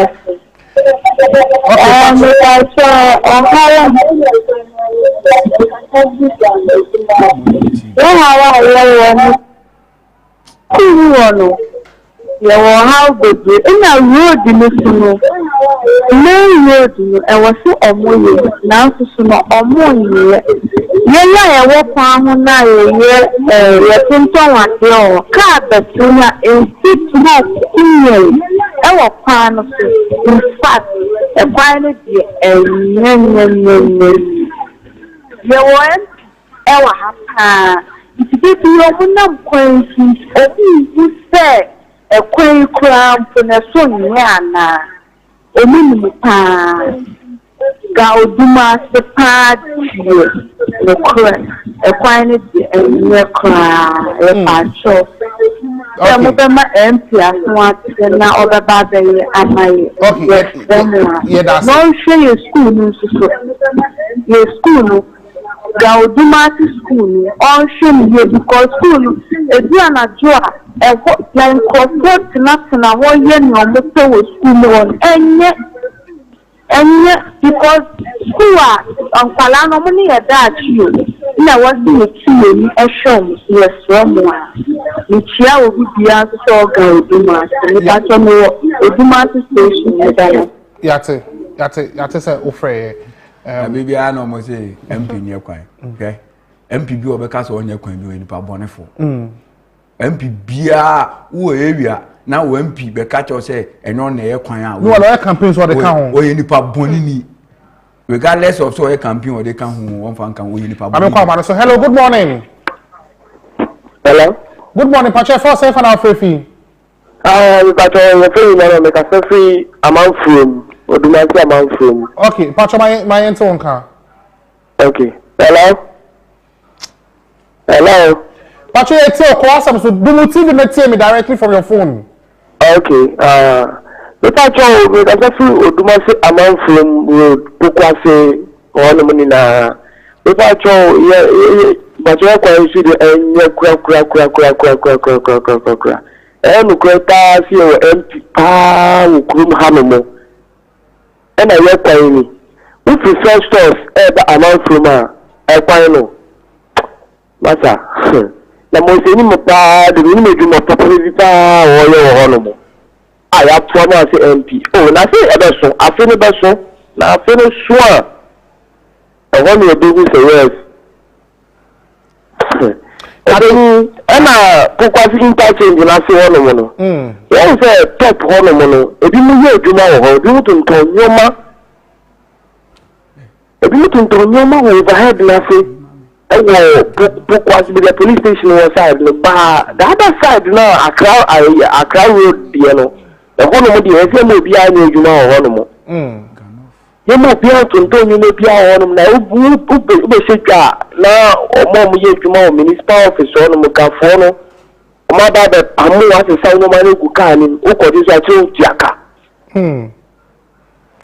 Okay, Jaka now, a whole money, you say, yɛyɛ maayɛ ɛna wo guide na afe no so no wokɔ ɛyɛ a kuroma akra bebia ɔmo de ntɔnyɛma wɔ kwa ho na ne kɔnɔ obi mbra na yɛbɛdi hu dwuma amam eti kwan na ɔmo ka wansɛm no yɛ Odumase Junction kwan na ekɔ ana Clement na oni mewi ade mu pa Amomole Junction Amomole Junction sa ekɔ 3 Junction sa kwan no mo kan wa yeah Dusty Road no so udu Pure City Junction wa station na ho na yɛ Odumase station okay na ha ya Amomole station to fit traffic light we ase kwa ɛno na yɛ friends Odumase den ewura mu fa Festus so kakra sa area si ni nyina keka ka ho bi ndia na 3 Junction no 3 Junction na a straight ukodu main road na ekɔ amasaman ɛhɔ na yɛ 3 Junction ɛpem ɛhɔ nyina yɛ Dusty free Odumase Amomole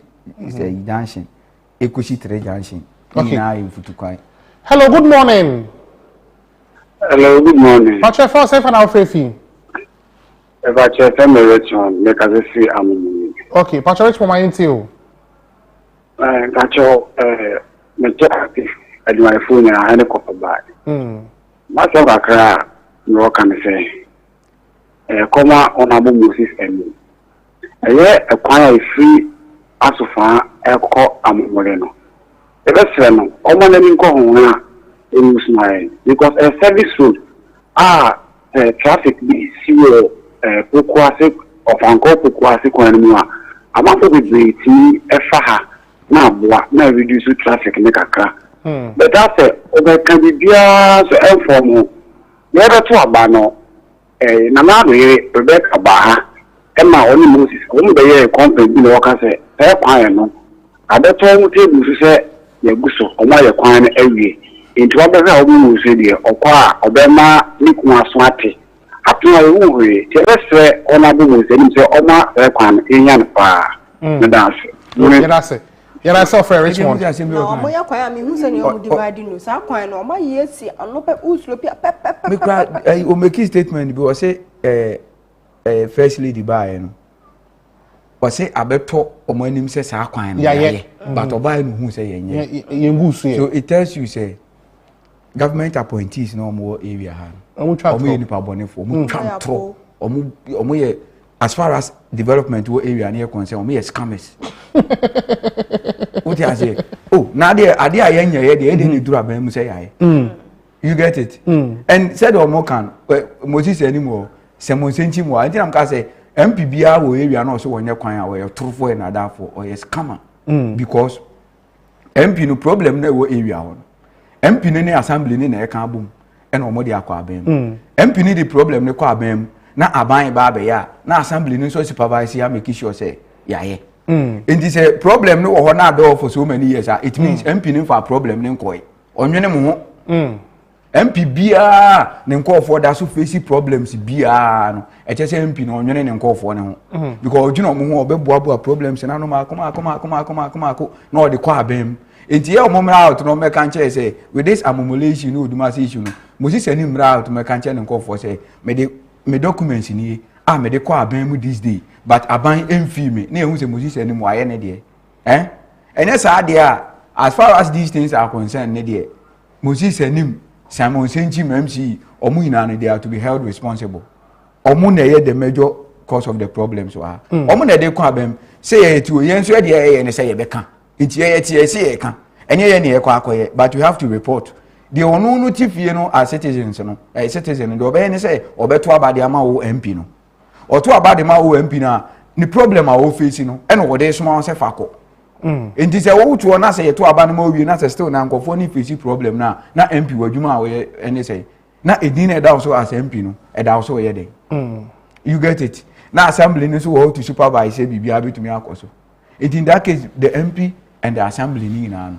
omodwuma omo ye de aboa Turbo constituency no Moses anim and then Simon Senchi moye MC no omumienu adwuma omo ye anase adwuma omo ye wo Turbo constituency ase no omo kan kire ye Pokuase interchange na sema na aka enye last month we say na ye ko ya ye say ye clean up exercise clean your frontage ni ade omo ko prapra ho no enkofo aba betina ten ha me na metia na me nkopam mo ma me na me nkutu wo iti assembly ni MP na adwuma be na omo ye these are near market and get here tax force your tax force assembly tax force e na me bo Semo Senchim dim on the chief director assembly on na assembly ni na no e hye na se enti wo bo ni din a onu na nim se adwuma we nipa we adwuma we nipa we adwuma as far as the assembly is concerned MC you know and a president e wo ho enti e de na o ye de aboa ne manfo these are issues are any kwan say e ka ho asemu any kwan say public no complaining and I'm telling you they should be ready because public no be bash wo in the sense that ubi sori ahomache enkudiki mu mfa ne kokrumuti nkoto aba ma na wo ba umedi nsem hunu na wo ba nipa no problem no wo me attend to nipa no problem and you then sit there and say nipa na wo so attend to the problem na wo attend to it no onsan kana no ntum and nkofo ne so kra na I think there is something wrong with the minds of the people of Tobo constituency say Tobo constituency ya ankasa residents say ya adwen ne to da nhye da enkleke nipa Moses anymore I can ask him and then the first time me the second time so what is the problem nipa na I say amount for moto abane say omumpe na say onye na adwuma yi ono ano mokosoto ma no e je to da odwene ho aso ana won je ase e ti so bi ba na so onye papa what do you have to do untumi nche no untumi mbo no untumi nya ne hwe ma ne yi because ye mra ni etia attack and violence etia war but then at the time why do you vote for the same person at the end so as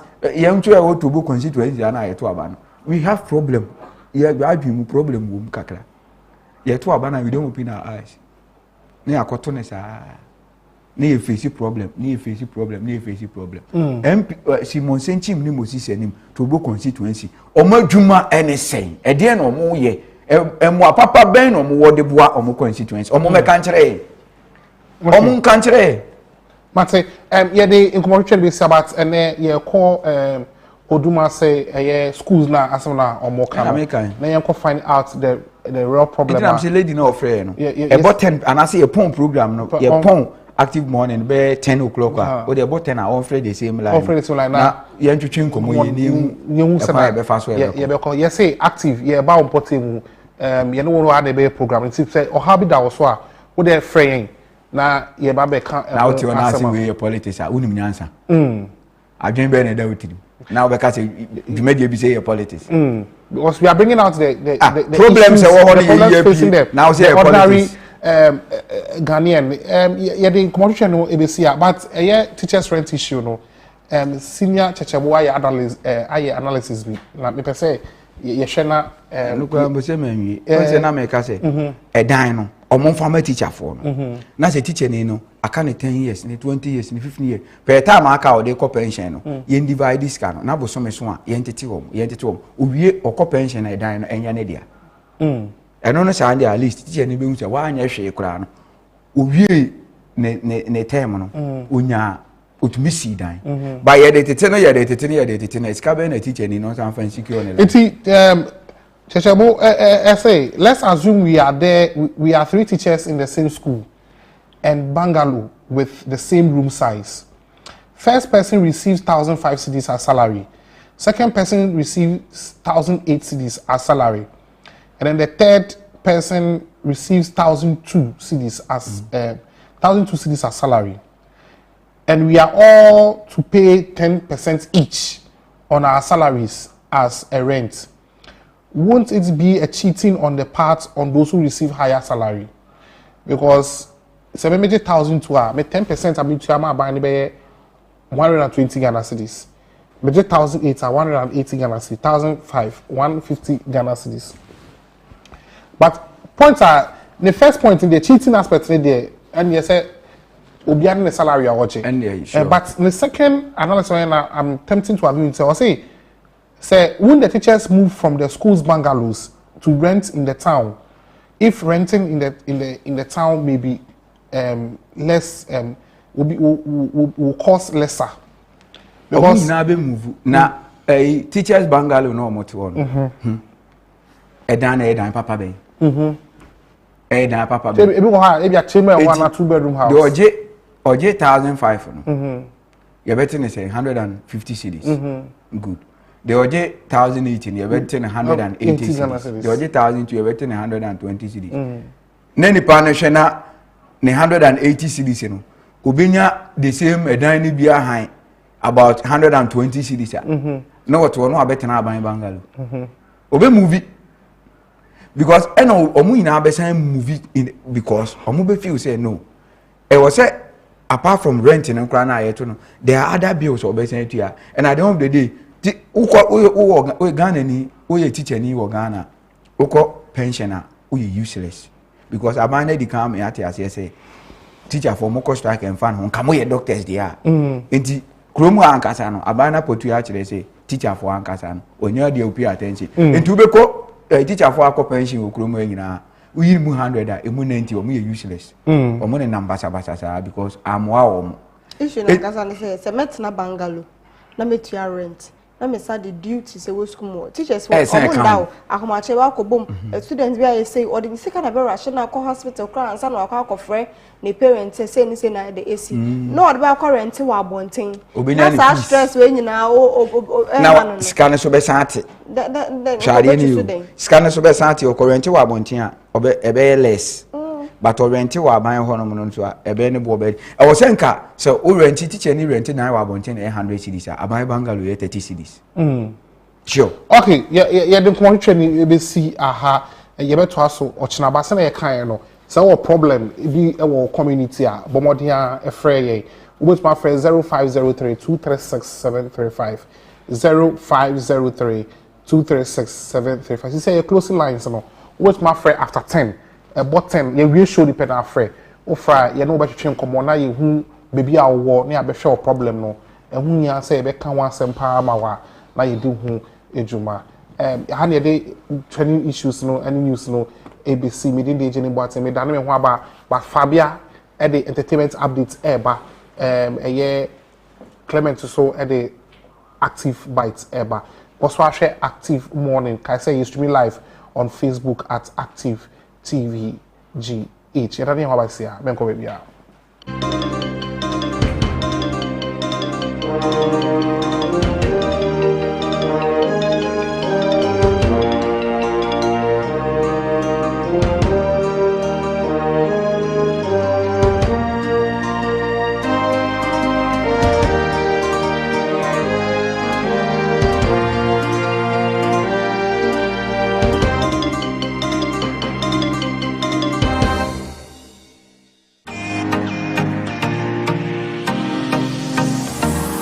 Emo akwaba eba Kratos eba clinic. Many Dr. Penia meda clinic yano. Medin NET Dr. Samuel Santiemji. Me alliances Dr. Clinic insu alliances clinic abayama yitumi say yitumi eye eduma. Yare bebrebe ehu eduma ene eye ewa ha. Baby a wo bia fa hye wotiri mu say yehwe apenfo di apenfo awo asomdwuma yenye omo operation. Dompe abu eno nso ye hu eduma pa. Yen ene afi 2021 aban ebo ya baso na yenya abaso bode ye say e obi a yebo modern ewo stroke ayarehwe mu pa eno echi no yare a ebite say sexual weakness prostate disorders and prostate problems and as infertility your pulse your yare ahodo bebre a ebrinti yentumi nka nkyerɛ obi tumi age number eno afre doctor ewo 0247 77 1981 and 0261425985 Hwea clinic actually kwan ewo Pokuase Afiaman ye ben Presby transformer ye yeduma free edwoda ekosi memenda anopa no nwotwe kosi anumere nonum ne efa na enso se memenda de a kai nation enso se ye pon anumere nonan enefa Kratos wish you good health Kratos the power to heal.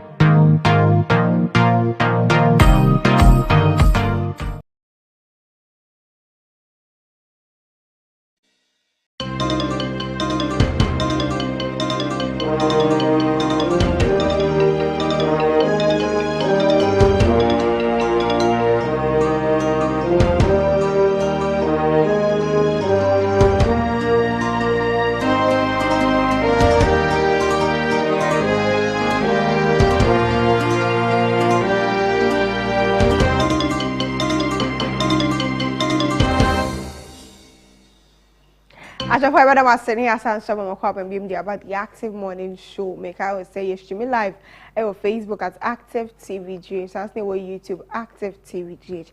Active TV GH. Me show bet me join the show na na nkomo twetwe ne e wo ho na so de wadwen hwe and so e de afa ho no fa yedwi entertainment segment since ni yedwi mare se medin yede mame Abna Fabia kente yenkoso ne embo ni tew eye actor wayosi interview bi a chese okoye na nkomo twetwe ni na omo kasa e fa eye movie industry senia eye na ebi mu kwan yankofo fa so e de per rules ewo eye movie mu ena all kasa ono de abrani nyina no ade se osre nyame ho bɔ fache san se wodi saa nyema ni bi saa agro ni bi ana se woni nkofo bi have affair bi ana nka se omo amuru but he is in no position of a mom even for camera for any light wo nyina enye bi e de check him how far so nya de se omutimi e grant sa rule no e de masa nkofo kono omo ni omo have intimacy ni so no de abrani nyina o de boniface o de osre boniface efi eye nyankopo yenkotie na ni December. Human being, you can't chase a woman and get this all you people say. Why you see me man? Chama dia na ko say.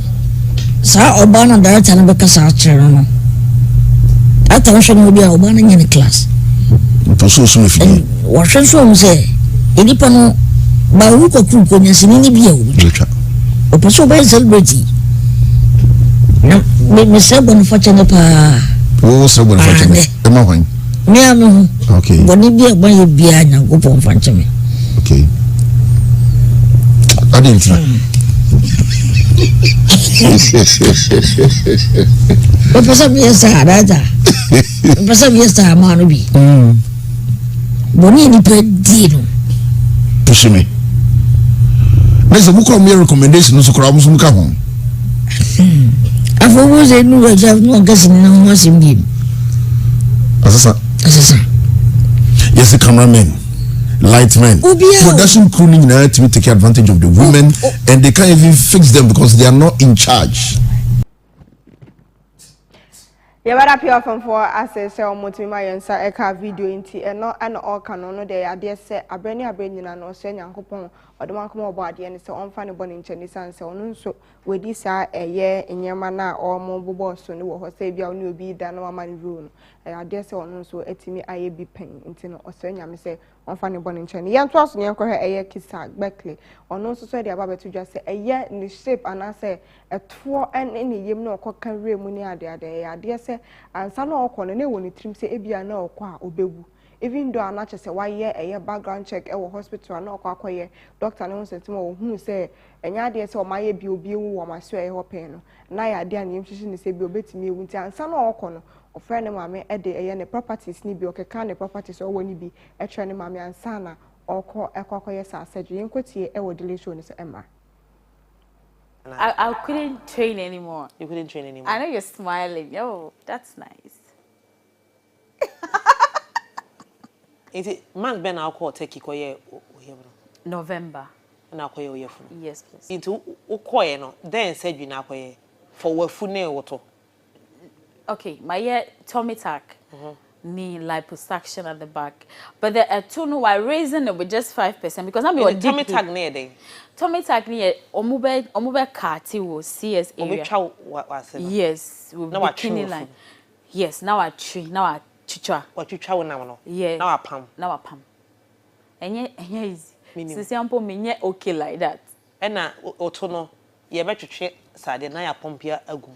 Yes, but me too know only how I feeling me hip dip, and then I have me were hip dip wa so but raises a hip dip so I did baby. Okay. Now me will be dada. Said you nkofo ekoyi ko. Into kwa no de shawadwum say either say obewu ana wu. Oh yes, please. Before I even left home, I was giving some details to my mom. She didn't even understand why. But I didn't know obepese put your life on the line. For them exactly. Me who my body because I have mirrors in my house.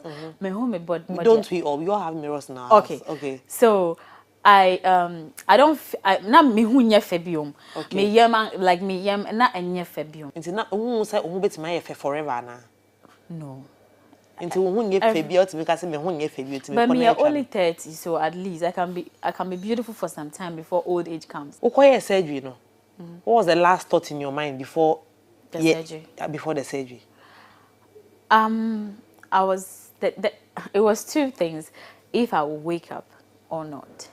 So even they freaked me out at a point when you didn't think about your child before going to do the surgery. One general. You don't care about your child. I know it's going to benefit me. Okay. And then my mom and my family. What kind of benefit you mean? When I look good and I'll wear everything, I'll look beautiful. Brands will come instead of me covering up, like wearing, looking big. Say me body. No, but I'm brands enemy you man. Sis, you've built this brand for so many years. I am back and I want to build this very fast and then maintain it. It's okay surgery, no. Yeah. Yeah. Me say nyame me da ase. Enti ashafo ensema okan na tese okonya na ne ehye nitim se bia okoda ho na omoye sa surgery ade se bia ontimi sorry. Enti no okono no friend mam sama me wodan bi se wo ha me wosika se wo ha me bank account na pin ni se ni se mobile money me pin ni se ne anka ya ade se wantimi sorry bie ma na nkodoma nkoma e friend sa amre ni ma ene na nka ne ma me nso etimi hu se japade a obonyi nti okonya na ya de se ohun ewon yemfa eye Diamond Apia ne Schwarzenegger story emfa intwato eye Diamond Apia a oye Tracy Boache ene Schwarzenegger adamfo ye pa eno ono nso abawe positive way ewo Instagram na nsema otroye ne ye bekenkan ebi na producer nso project e de atoso o says at Efia Schwarzenegger, I'm celebrating you today cause you are indeed a daughter goals. You didn't abandon your sick father in an uncompleted building to suffer, nor give him our day, 1 week and burial. You proved to the world that men can do what men can do, women can even do it better. I want my daughter to grow up and become like you, so that when I'm old and gone, she won't disgrace me with our day funeral. Okay, and also the way so I can say I want politicians, chiefs, lawyers, doctors, CEOs, and prominent people at my funeral when I'm old and gone, not casuals, delinquents, and junkies as friends at my funeral. Like my cause to raise from the dead and slap my daughter for disgracing my memory in a tacky manner. In summer, or they able to not just a comment and about us and for air case. Yeah, our day burial no more canal, so more the diet say a commence bell. I still my patches, so more patches say a year Miss Bell. Man papa na so penny papa echi krabiano na our day and na just say all year na enu mu no so na nkofo beka say if ya Schwarzenegger so ebeka say just say wakoto cow ne ntwimu a just say ode ba be ye ni papa ye na ya de aduane bebu ase na eye na o ka say worth 2 billion na nkofo say na aduane a wo che wa say dia ase ne ye kotopono ama prisoners ama omoba be didi che say buffet a wo kata say aduane busuma to be gbe enye ne ayehu e wo ho no no ye nkosho video kra enkofo ede ka say eye prisoners for buffet emra.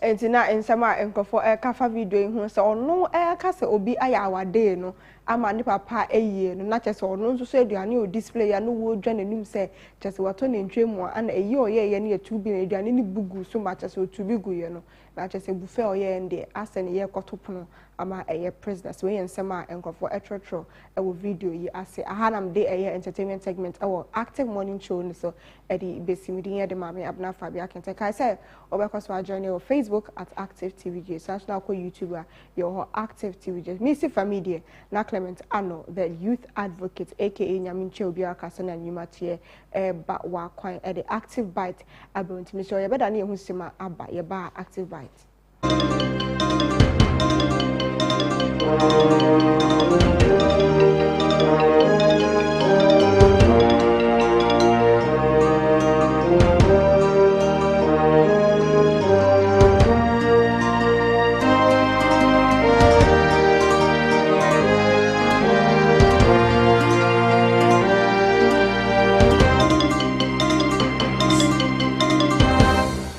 Alright, Mesa Emma Kwa.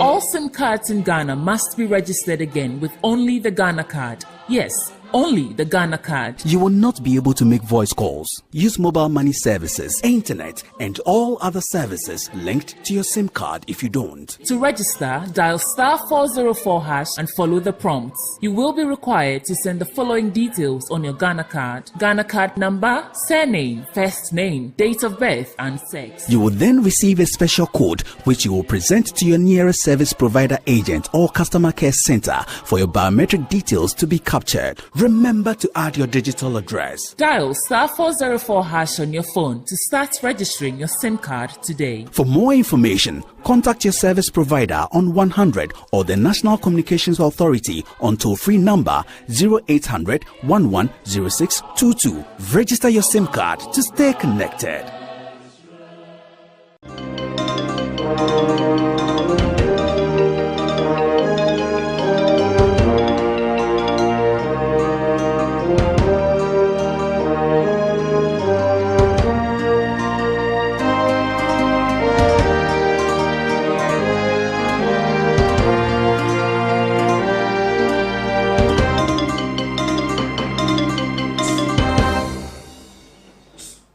Alright, Mesa Emo Akwababi Emfa Embra the editorial version our Active Morning so on Active TV. Active Bite from Arnold Clement, the youth advocate. Truth will always defeat lies. Nyame so ebetua obiaka said in Juma isi etie.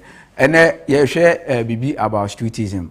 Enkwara ya fu omo ye omo society nim ya omo ejeje mu na omo nam rough Emma a whole lot of consequences ena etumi edebre oman ye behwe kakra ede afa ho na ni na mu no na me ka say WhatsApp ene o text messages no say de dan dey na we no o de beba 0503236735 0503236735 ojebre na de ba mesema jebre na makenkan ede amount onso so a wo hwe e wo Facebook onso so no obekoso na wa share page no na obi nso so enya bi ahwe no so obetumi esa de wo comment enso ato Facebook o so onso ohwe TV na abrebidu na ebia netem bia na abenya ho ahwe TV no so announce wakai na wako like in Facebook page no at Active TV GH at Active TV GH okwa o like we are make sure say obe comment na wa share na obi anso so etumi anya bi YouTube and so Active TV GH and also kwa betumi subscribe o subscribe we are na and also so wetumi a share na mema we feature honso no obeja o comment no e wo ho ye beje be na akenkan e de ama Active TV official and so Instagram okwa betumi akojoin ne family no so na Active TV GH at Active TV GH and and Twitter handle and also by joining family no we are being powered by www.myactiveonline.com www.myactiveonline.com ye news portal no ko hono ma news bia unsa ebetumi aka bi enso e honso so no obetumi subscribe o subscribe day in and day out stories ahodo ananse news ahodo I be posting na no onso so betumi anya no first hand na onso so wetumi aka bi na bibia akoso ntikai WhatsApp and no text messages no ye bekin kan ni na ansa na ye de dwumadi no aba awie 0503 236 735 0503 236 735 number no at the screen no so yeni kan enhwe messages ne kakra ansa na ya to aso positive change you see indeed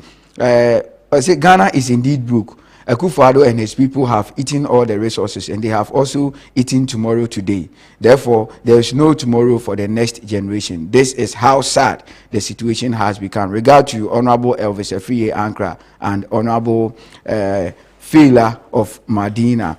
So, and Mustafa Edifi Lower Manyekrobo said the current market price escalations and fluctuations is becoming unbearable to the ordinary citizen.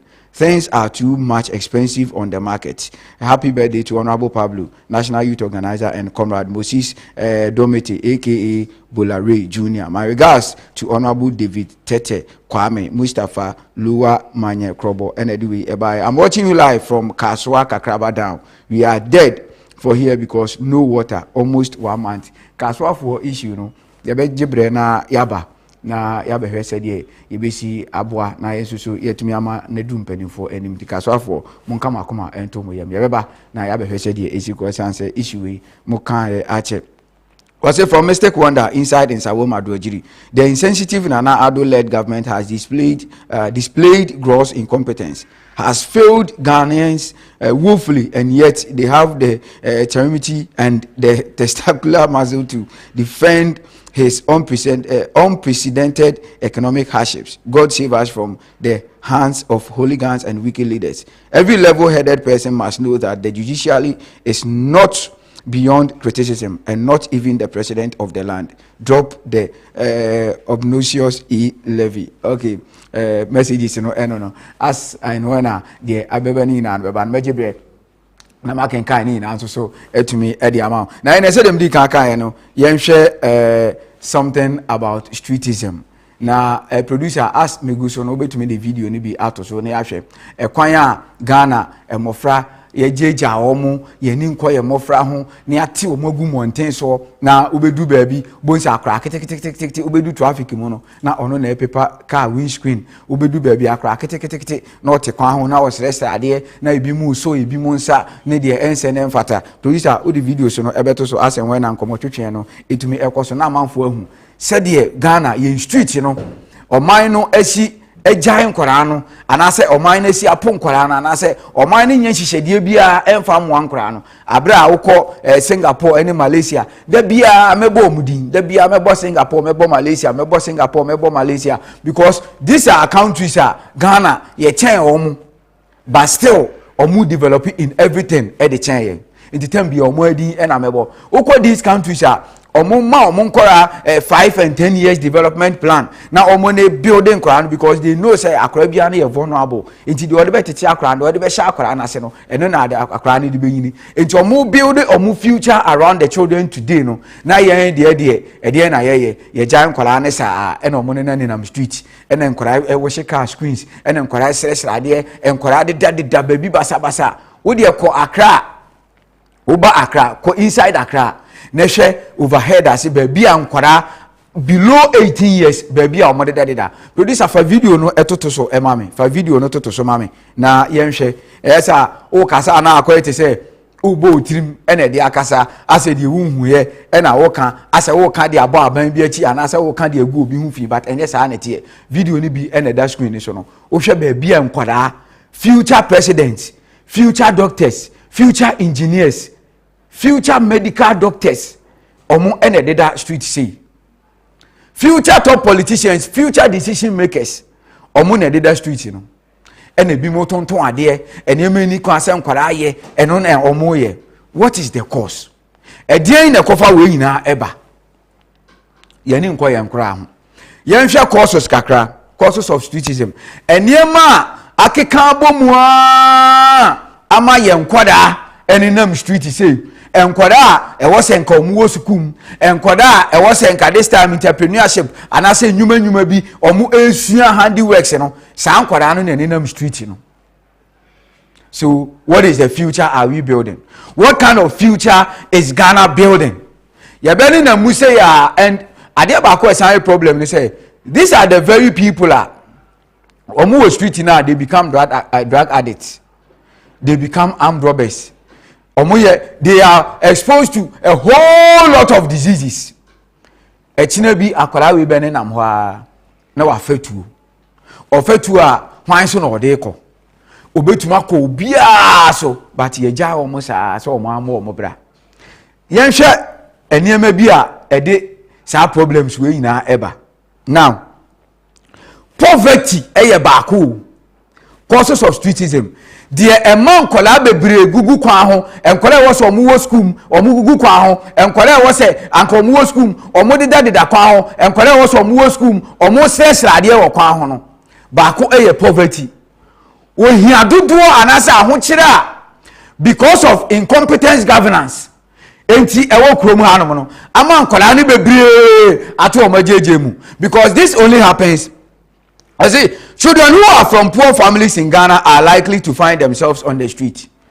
Enti enkwalani bebre on mo street numa and aso mo de da kwan ho ye ja wo mo ato mo jeje mu because omo busua omo free mu no they are coming from poor families. And what breeds the poor family? When the economy is not friendly, when the society is not that friendly, when there are no jobs in the society, when government doesn't care, when politicians, when decision makers doesn't care about whatever goes on in the society, a breedy families are a breedy poverty on the part of the families. In Tiasana and Korano, yentumi enhwe omo de enkwara ne hia no yentumi provide en fa ma omo, so they have no other choice than to go out there and try as possible as they can to get food for themselves. Eti ohia krobia ohia ne ahokere ewo mu no enkwara ewo street ene dooso enkwara ewo street enso so e dooso no na e de akromfo armed robbers ena e dooso, because these are children na omo ende omo life on the street, which of course life on the street is very hard. Eti ema omo life ababe hard no, then they also try to find any ways and means say omo betumi a survival. Enti omo de tuo ene asekan ene betina amanfo so. So if we are not able to manage the economy well, na aban na amfa na ni am economy no ansha to tuni emeye and reduce poverty. This is one of the causes of poverty edebeba. Nam korana kugu street sa nothing good for them. Then future they become armed robbers. They become problem, they become a threat to the society. How are we taking this country? How are we running this country? Where are we taking this country to? And then also parental neglect and so can. A parent or legal guardian's failure to provide a child with necessities. They have some parts to they have some roles to play. They have some parts to play in the sense that sakolanu wo fie na awofo na na say the ohwe akolanu na nim kwa akolanu ho a akolanu de ope bia na wo ye enyema bia wo sakolanu nsa kan no nsa kan ya akolanu de ope bia na wo ye, because akolanu bi onuma e bi kura wo ko school no ye ma na aduani ni akolanu bi onuma wo ko school ni school atade kura na tete akwa bi onuma wo school no wo hwe ne hu bi odi ko school ne mpabo bi ehye no any even obedu school mu okra no books kra na bi akra ne de besua de no onya eba ne sana na afefo ana say ni colleagues kakra bi na omo access to this no na obon say omo tweche omo edi se ba ne say parents no ana say guardians na hwe nkora no, if they fail to provide some necessities, some basic necessities to their children na eba ne sana e resist streetism e de ko high. Because akra ni free say otifia onya hwe emwa bi ama akra ni beti asi street, because bia ohun say okogina kwa ho na okosese ade a obenya aduane adi, ohun say okogina kwa ho na okosese ade a ade na obede no obi behu ni mobo ama ne 1 cedi ama ade bia ope no sa atade o se mpabo na opa obetumi di ato. Enti atam say parents ne so ni ankonkwara no ni am provide omo enema e wo se omo pa. Nobody is saying say I was saying we are sisking and Sunday to me. But there are some basic things, some basic needs. If we are able to provide for the children, and can cry be okay. Akwani here too. Now to me, man, even 1 and now 1.5. Akwani be feel okay when we say when you be. But a command is a crowd on the part of the parents. A banner sound crying be tears abonting. And street children, ebe dosun bebre. Now they will go and then come back to hunt us. And then another one, see a rural urban migration. There are those who leave their hometowns for another places in order to work or live. Enti we sha ye wonkofo bebre wono ma omo free omo countries. Ena anase omo free baby omo ena ekọ baby foforo. Oh say omo search for greener pastures. So this is how Yama society now be. Some section be enjoy some privileges, some benefits, and a section be so enjoy those privileges and benefits in be. It's about this ana omo was a tight corner no, they will be compelled. Say omo be free baby omo no, no omo dey akọ where they can get greener pastures. Omo dey akọ baby omo be nya aduane dey anaso omo be nya aduane omo be nya atade asa anaso omo be nya good life anaso omo be nya adwuma. So we ban sana we say anything enkran aye choked regions ni na enkran eneswa, but enkran so na ye choked because your ma environment na in such a way according say we say obi to kwan e de bankan. Why can't we make other places, other systems better so that we free ha akwa ha we free akwa ha e so beti. And yes, idea the more na nipa ne ba be ye choked me dey aka example more na amanfo travel back na aka e ba be ye choked no na adwuma ho ye den adwuma ho ye den no na individuals no ma setena mu so ye den e ba ne sa na street children e be doso ye was street and kwani bi on ma they have the potentials of becoming doctors but they are on the street. How do you determine such a child's future? Akrana or that one no the destiny, how can you determine it?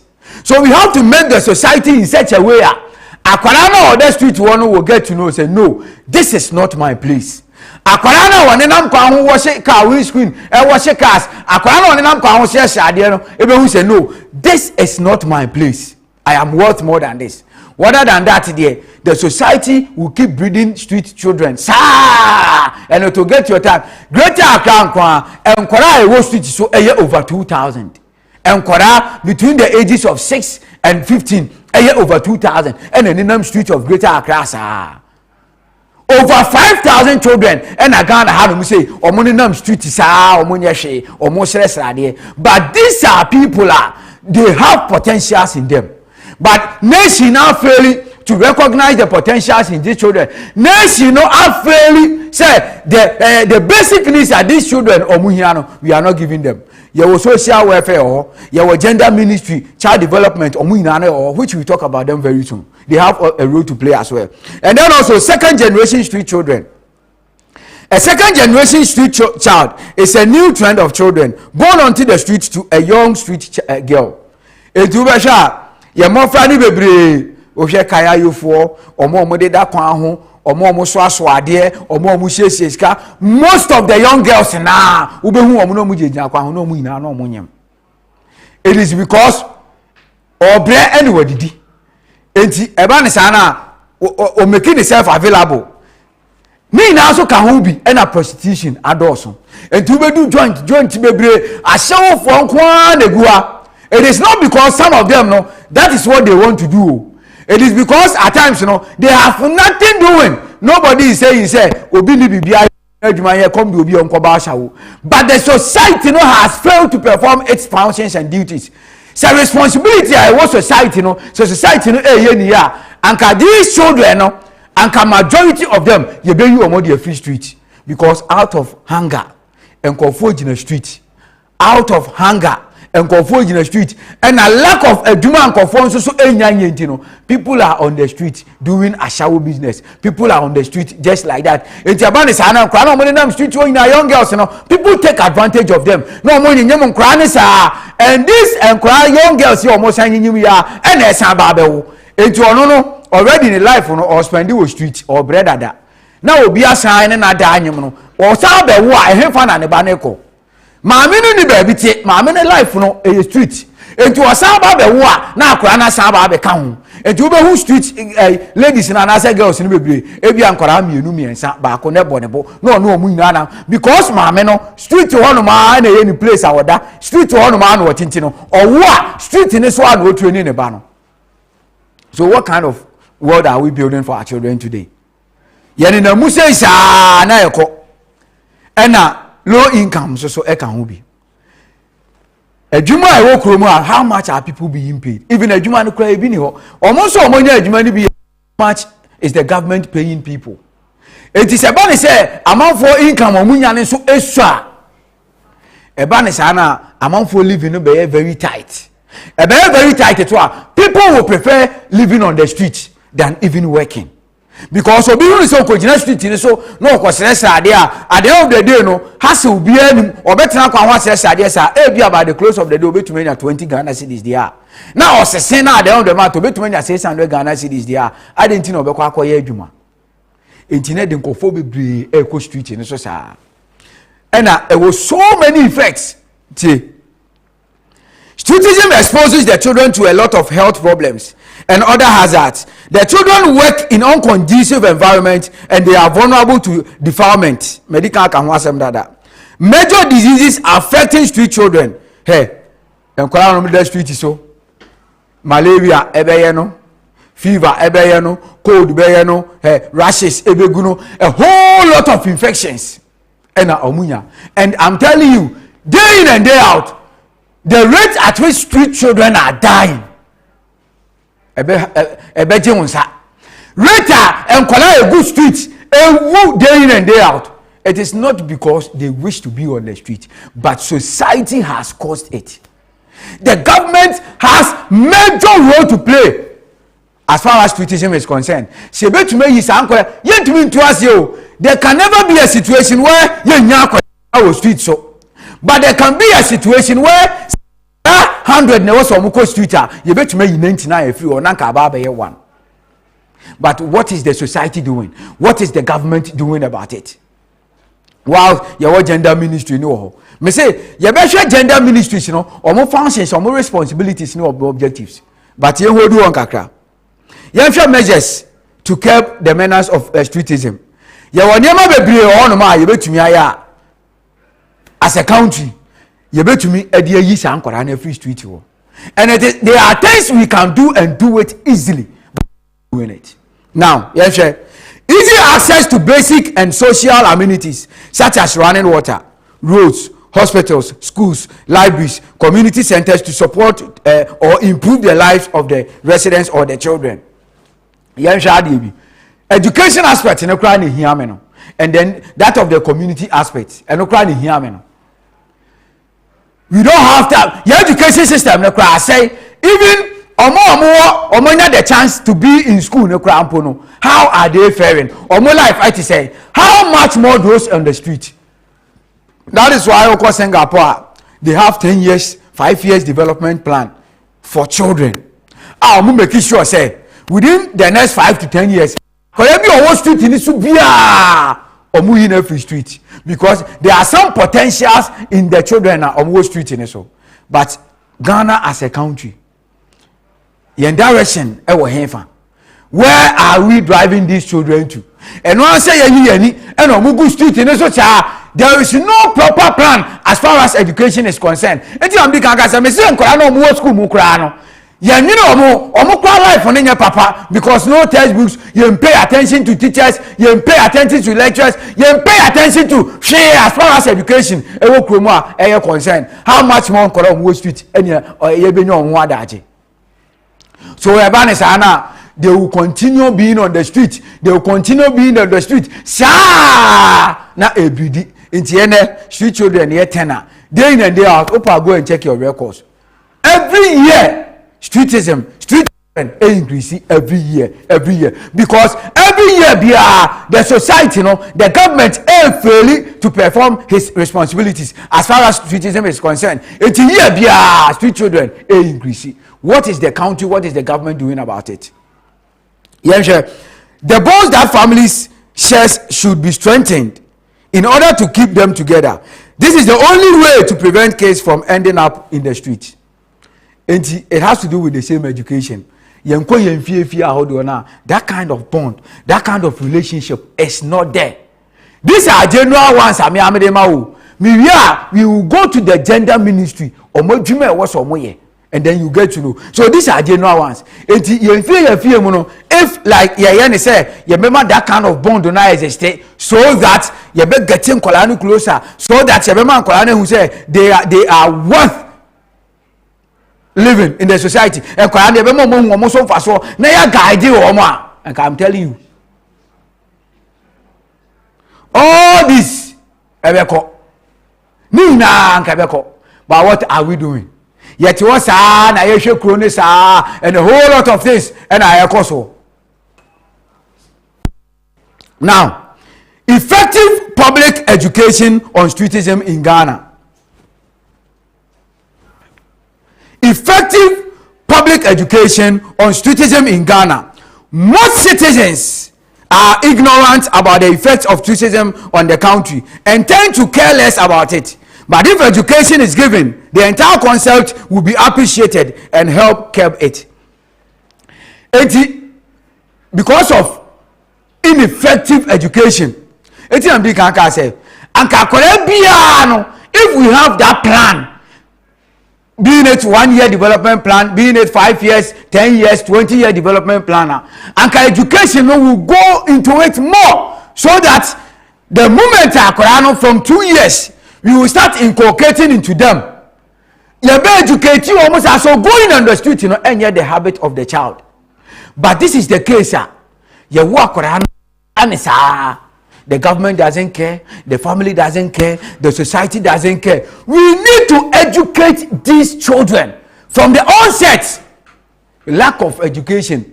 Etina Mandela can some time ago say, "Opesa will say, or maybe if you want to destroy any country, temper with its education. Or maybe Opesa will say, or maybe for education, dear grand access and education. So see, our education every day the number of street children in this country will increase.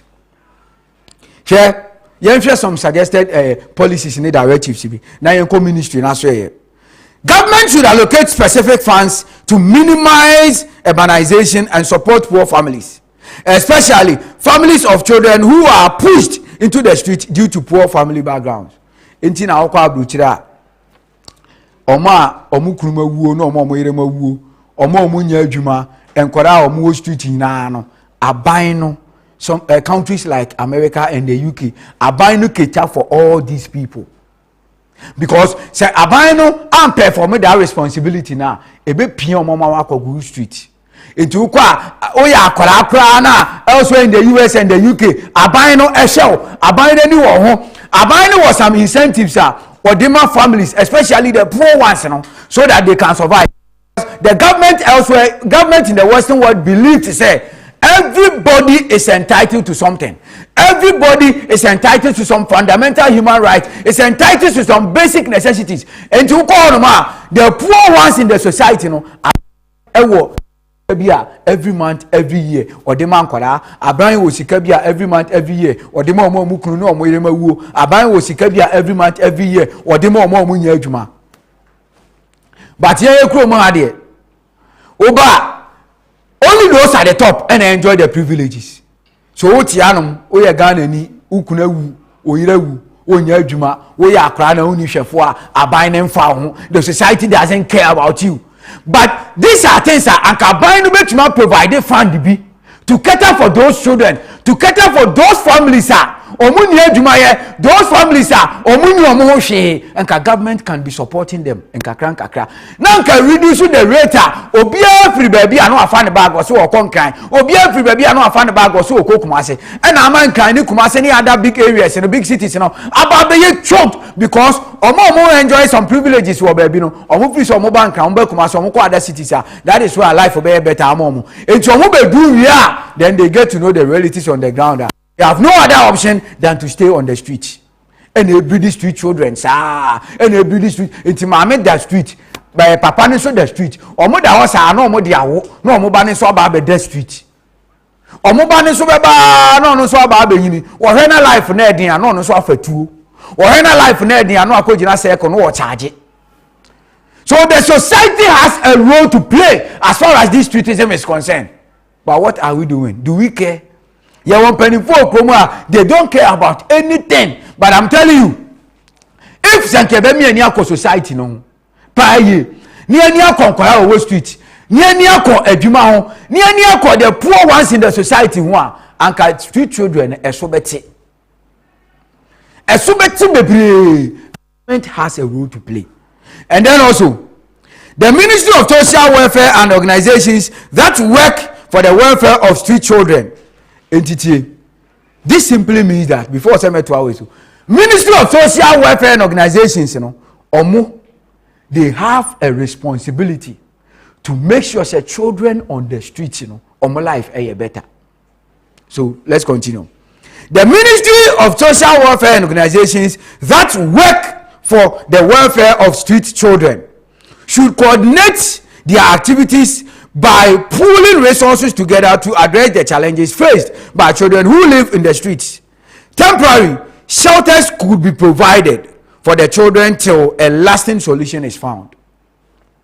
In the social welfare ministry, say, making sure that the life of the street child is better. How do you make sure the life of the street child is better? Social welfare, mo ya aware, mo books wo as far as this streetism is concerned. But every day, streetism and street so so social welfare way me be some anything. and kwara street ni dem see entumi ntu o ma say drastically entumi me da zero. But the problem is, if sanka social welfare na was a money cost street children hono sanka mo ye moduma a year anka debia every year anka number of children I cost street no nke so beti na so atete sa na anka ya benya minimal percentage. But if we have social welfare na se debia enkona we street increase then it tells you there is something wrong with that ministry. It tells you say that particular ministry no because social welfare organization to cater to make sure say the life of the street child is better, to make sure say pull off the street and give them proper life, give them better life. But you have failed to do anything attempt bia street children edosun. It is the responsibility of the social welfare and organizations ministry to say omani be konkola no. So makase dwumadi o ye attack obi o. Ye be ma Ghana po hu say we na dwumani me dia ye ma dwuma enam gina ha me yi. We have to draw your attention as leaders so that you do the right thing. And your viewers and the citizens, the voiceless, we have to educate them. That is exactly what we do. In the social welfare, and then also, funding should be provided for those children who want to go back to school. Those who prefer vocational skills could also be given skills such as shoe and beads making, fashion designing and carpentry. Other skills could equip them for the job market rather than living on the street. Anka abine to my creative fan said in Americano.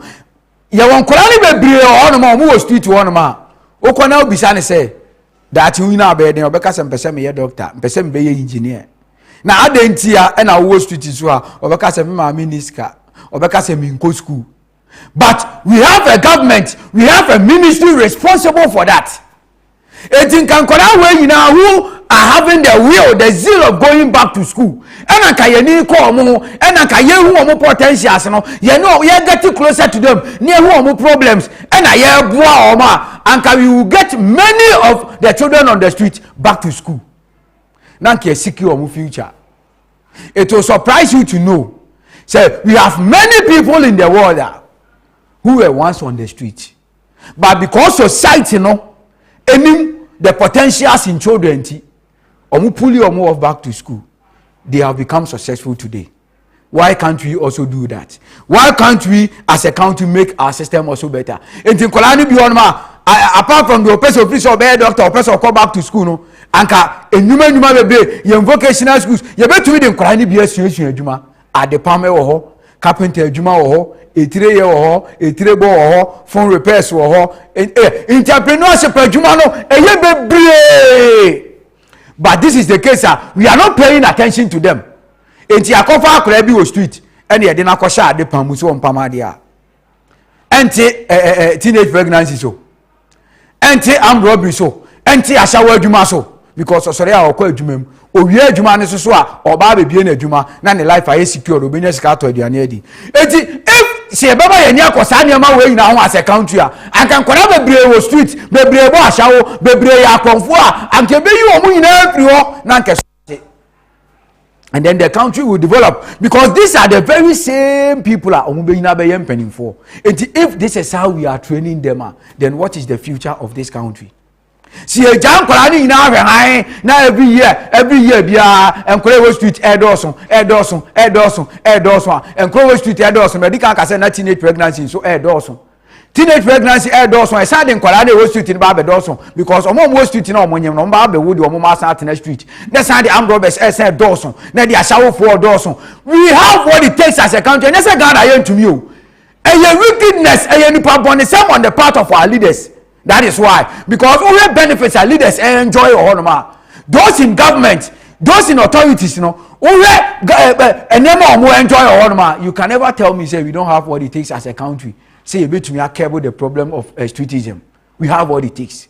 But because irresponsible and incompetent leadership, you're paying for 3 more thing, now they care less about the ordinary Ghanaian Tino or Monfang.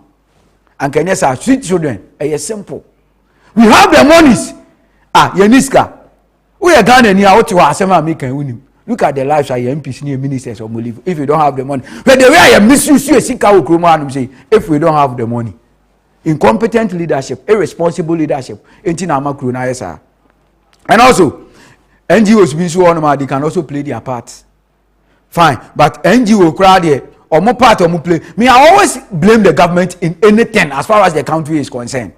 Hey, NGO focus on this fine. Even the NGOs are helping more than the government. Abaina, you tia a 2 man no. Abaina ye na juma so be streetism, obe streeting kwa we street no more better life no. NGOs obi akwatina ba bia kwa akonye ni sika no. Omo kura ye more than, omo ye better than what the government is supposed to do. Enti adwuma was abaina ye no. And NGOs na age e na omo ye.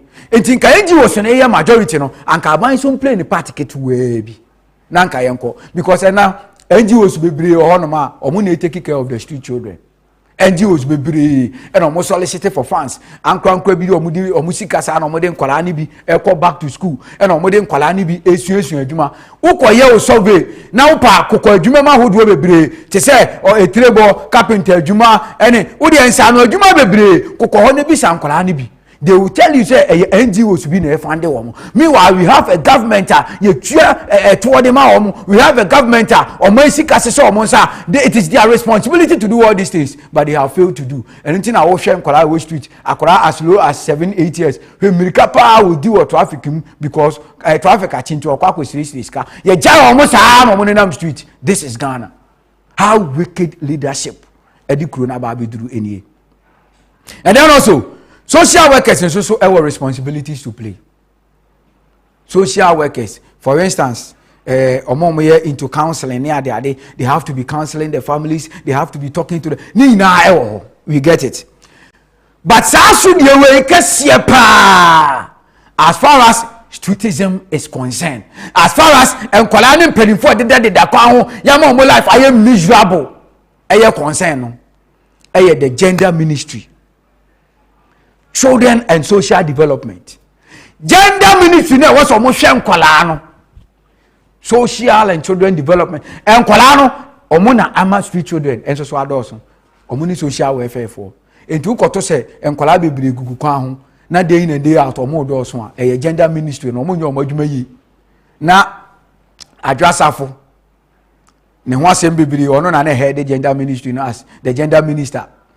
Ena issues bebree ba any de sisira brother pa on sanitation and water resources minister no ye de sisira brother pa ba be acting into say honorable sisira brother pa sanitation minister ono na acting a wo hwe gender ministry so your more responsibility wo so mo hwe say enkole wo street ni nyina ye be yi o mo free ho enti ye omo mandate ni.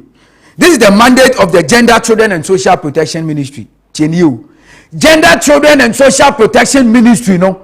Omo mandate pa the entire yet our ministry, no. And they say the ministry is mandated to coordinate and ensure gender equality and equity, promote the survival, social protection and development of children, vulnerable and excluded and persons with disability, and integrate fulfillment of their rights, empowerment and full participation into national development. Enti yemfa one by one. Was it the vulnerable and excluded persons? And here one. Persons with disability, and we two. And then also the rejected ones in the society, or three. Enti gender ministry, children and social protection, gender ministry, no. This is their mandate, their core mandate. When you put a party into gender ministry, and Kasabi, omo munse chucha, omo ebubu, omo ni efra, omo eyare, omo muntumi nya adwuma, enkophobia omo ni ahoden, anase omo ni what it takes omo betumi di aye adwuma no. Na nka gender ministry no, equality na ye omo hallmark.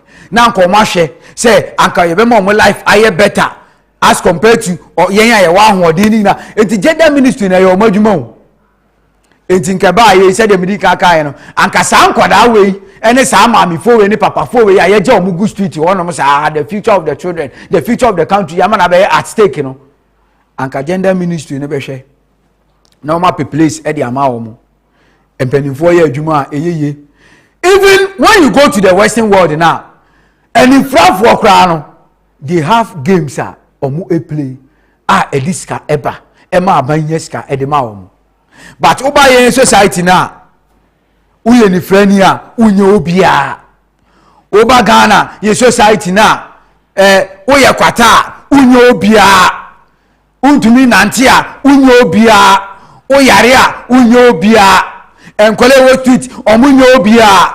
These are people who are also part of the society. How are we going to make sure as ministry, gender ministry, Honorable Cecilia Abnadapa, how are you and your colleagues, how are you and your workers going to make sure all these rejected people, all these people who are vulnerable in the society, their lives are better? That is why you are there. That is why the gender ministry is there. It is there to protect the interest of these children. It is there to protect the lives of these children. But what is going on? Day in and day out, street children increasing. Day in and day out, teenage pregnancy increasing. Because the gender ministry has failed to perform its core mandate. And then also, almost also objectives. And then no one yeshe name abe for pe. Gender ministry no objectives so. Objective akuni improve the socio-economic stance, improve the socio-economic status of the vulnerable and the excluded through targeted interventions. So these are the interventions. Say the American ebia ya tenase ya ma proper plans be okay the next 3-4 years. Rejected ones ni na no anase nkwara omo street ni na no ye si school dan e de ama omo is an intervention. Anase within the next 4 years enkwara omo street ni na no ye be momo this public education intervention. Anase the next 5 years e was enkwara we nyina ye boabo omo nyina no na ye hwe omo ye boabo omo nyina no na ye de omo ko some section bia tambia ani be ko omo eno so intervention. E was here making sure say enkwara we street we nyina the vulnerable ones, the rejected ones in society ni nyina no ye be making sure say every day we give them some food to eat. Every day ye de omo beto to enwuma eno so intervention. But the ministry has failed totally to perform its objectives. Omo objective ba kon so ne say enhance evidence-based decision making on gender. Enu bia na me kan ye no. Enti se nkomo tenase a na nkomo susuye ne omo plans omo de be nyina no e wo say ya de anka enya impact so that we will all see. So if we are not seeing anything, any bibia evidence-based as far as the gender ministry alive there, then it means there is something wrong with that ministry. It means the ministry has failed performing its duties and objectives. In Timkola Good Street is a gender ministry. Mojuma ne say, Modia Mojuma anu no. Mojuma nye bibia. Mojuma yina ye decreti gender social and children protection ni yina. Mojuma yina ne say enkoda ewo street ni yina no. Mobebo mo ban na mo good future. Mojuma nyina no. But there be ade tia street children increase into adwuma ben na mo ye. Gender ministry mojuma ne say mo kan kire. Ena almost our functions. Before say be here our functions no. Yemhwe ensem bi coach kakra bi Nelson Mandela e kan. Nelson Mandela say our children are our greatest treasure. They are our future. Those who abuse them tear at the fabric of our society and weaken our nation. Nelson Mandela. O say yankora no omo ena eye kase bibi e treasure ade bia esombo. Yankora no omo na eye yendache oman ne dache. O kan kola na ye ja omo street wonom te se de wo hwe no. Akola we wadi mfie sen. Nelson Mandela se sankola na wo hwe omo TV no so no omo ni ade a omo sombo ema oman no omo ni oman no edaache na se ye jai ma sankola we tete pansam omo life eye miserable. Then Nelson Mandela say we are weakening the nation. Eba ne sa oman na ho oden na ye se no oman na ni monyam na ye te so oman ni nkanko e na ye se no because These children on the street you are watching, omuna eba be yina be future presidents, future MPs, future ministers, future judges, future lawyers, future engineers, future presenters, future drivers. Sankwala we ya. But look at where their lives are. Omuna nam street is ah. Enti nkwala we omuna ye nkofo a omosombo edema oman no. Omuna ye oman no ede ache. Enti si anhwe nkwala ne life ya oman no ebebo, kro no ebese. So it tells you say the life of the children is very important. John F. Kennedy and so kai. These are world great leaders who honestly can be for Ankola. Or say children are the world's most valuable resource and its best hope for the future. John F. Kennedy. Or say we are seeing idea sombo pa Nkola. Na Nkola no so na ye ochina ana dachi ani daso. Enti we a simple logic. If we are seeing idea sombo ye Nkola. Esanse Nkola no na ye ochina ana se na ye kuro no ani daso. Ochina bi Nkola na ye kuro no dachi. So now if we are playing with the lives of these children, na ye jamu ama wakwa good street na, then where lies the future of the children? Maybe so. It is a gender ministry, no. More money and conquer we want. So now I can tell you for a fact, say Ghana development and Kosua, then gender ministry, no. Oma fairly or Majuma, Omoso Kahubi, Entina Ghana, and Puntu Onkoso. Because Nkolana was a gender ministry, and any call Mono Mosha Mono, or Maja or Momon in them street or Basa Basa. And they are the future of the children. It is Nkola I mean and call Moa Mandela ne John F. Kennedy say or mine dashing and I did diagro or mine ebebre. That is why Ghana is suffering because your giant Kolanis are sensitive. And a day and they are street children also. Yes, you go to answer the functions of the gender ministry. Or say our children are only hope for the future. But we are their only hope for their present and their future. I love this quote. Or say, our children are our only hope for the future, but we are their hope for their present. We are their hope for today and their future. Oman biya ni daso nyina eye emu nkora tieni o. Oman biya wo wiase biya emu ani daso. Oman the future eye emu nkora anything about Ghana ha you say arise Ghana youth for your country. Yen ka say arise enkokrafo. Eni yen ka say arise emrewafo. Eni yen ka say arise enkora ya wo omofofro. The youth and enkora na omone na mo they are the youth. So oman biya future any daso any enkwala no any enkwala no so omani daso any minu mienu say ye be man enkwala no future papa and I say future no etumi abem enti say enkwala no omoye oman ne daate no omani daso any oman mu mpanimfo any gender ministry na say ye ja omoye nhwe omo so omo nkone nam street then the question is oman no any daso ochina no where lies the future of this country? Now, you ensure the functions of the ministry. Formulate gender, child development, and social protection policy.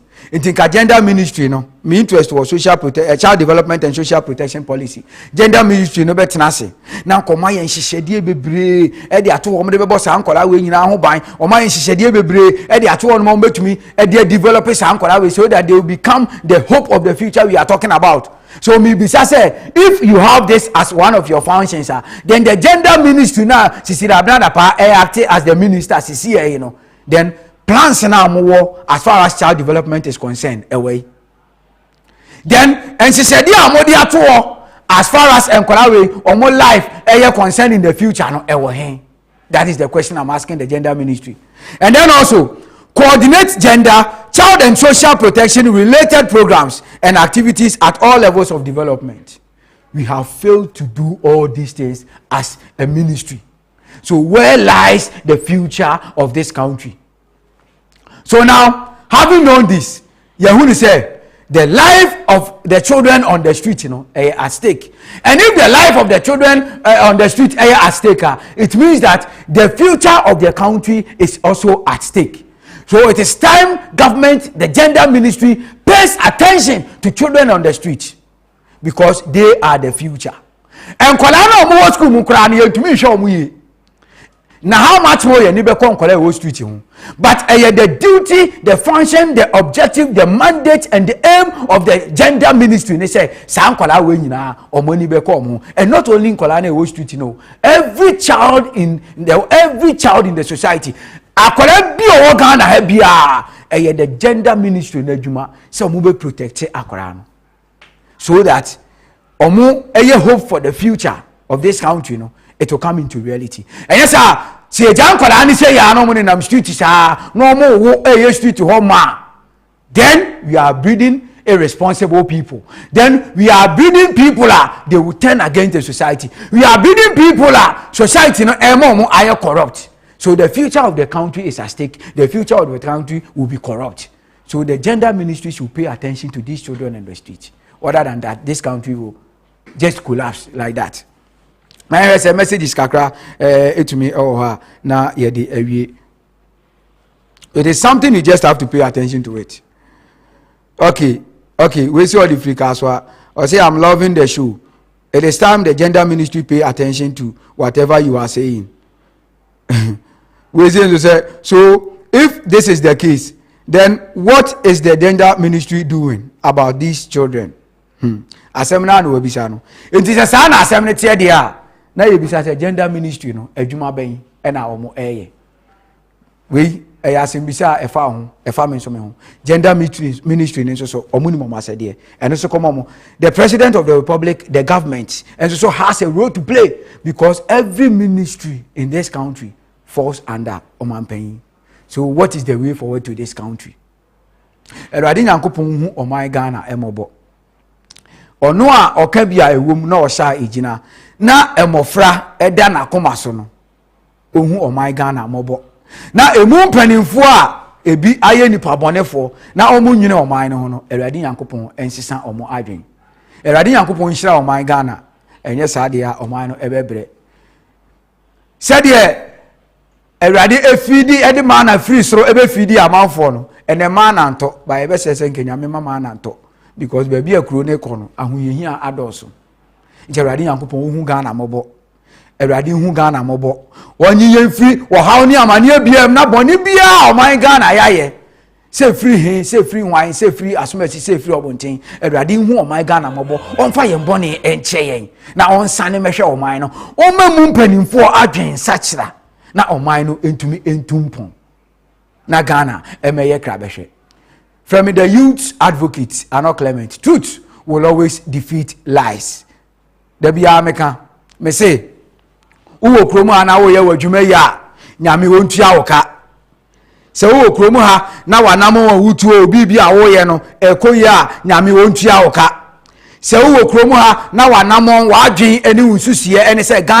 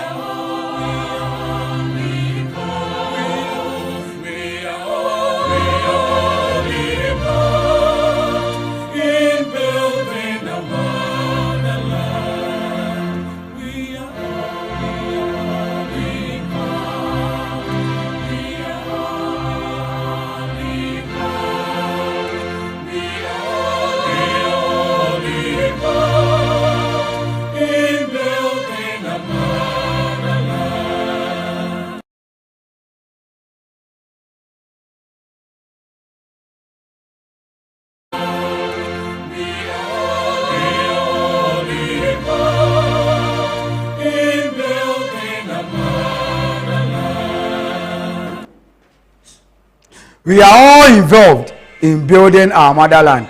I was saying nyina ya kabom na oman no etumi fa ne ntoma pade efira.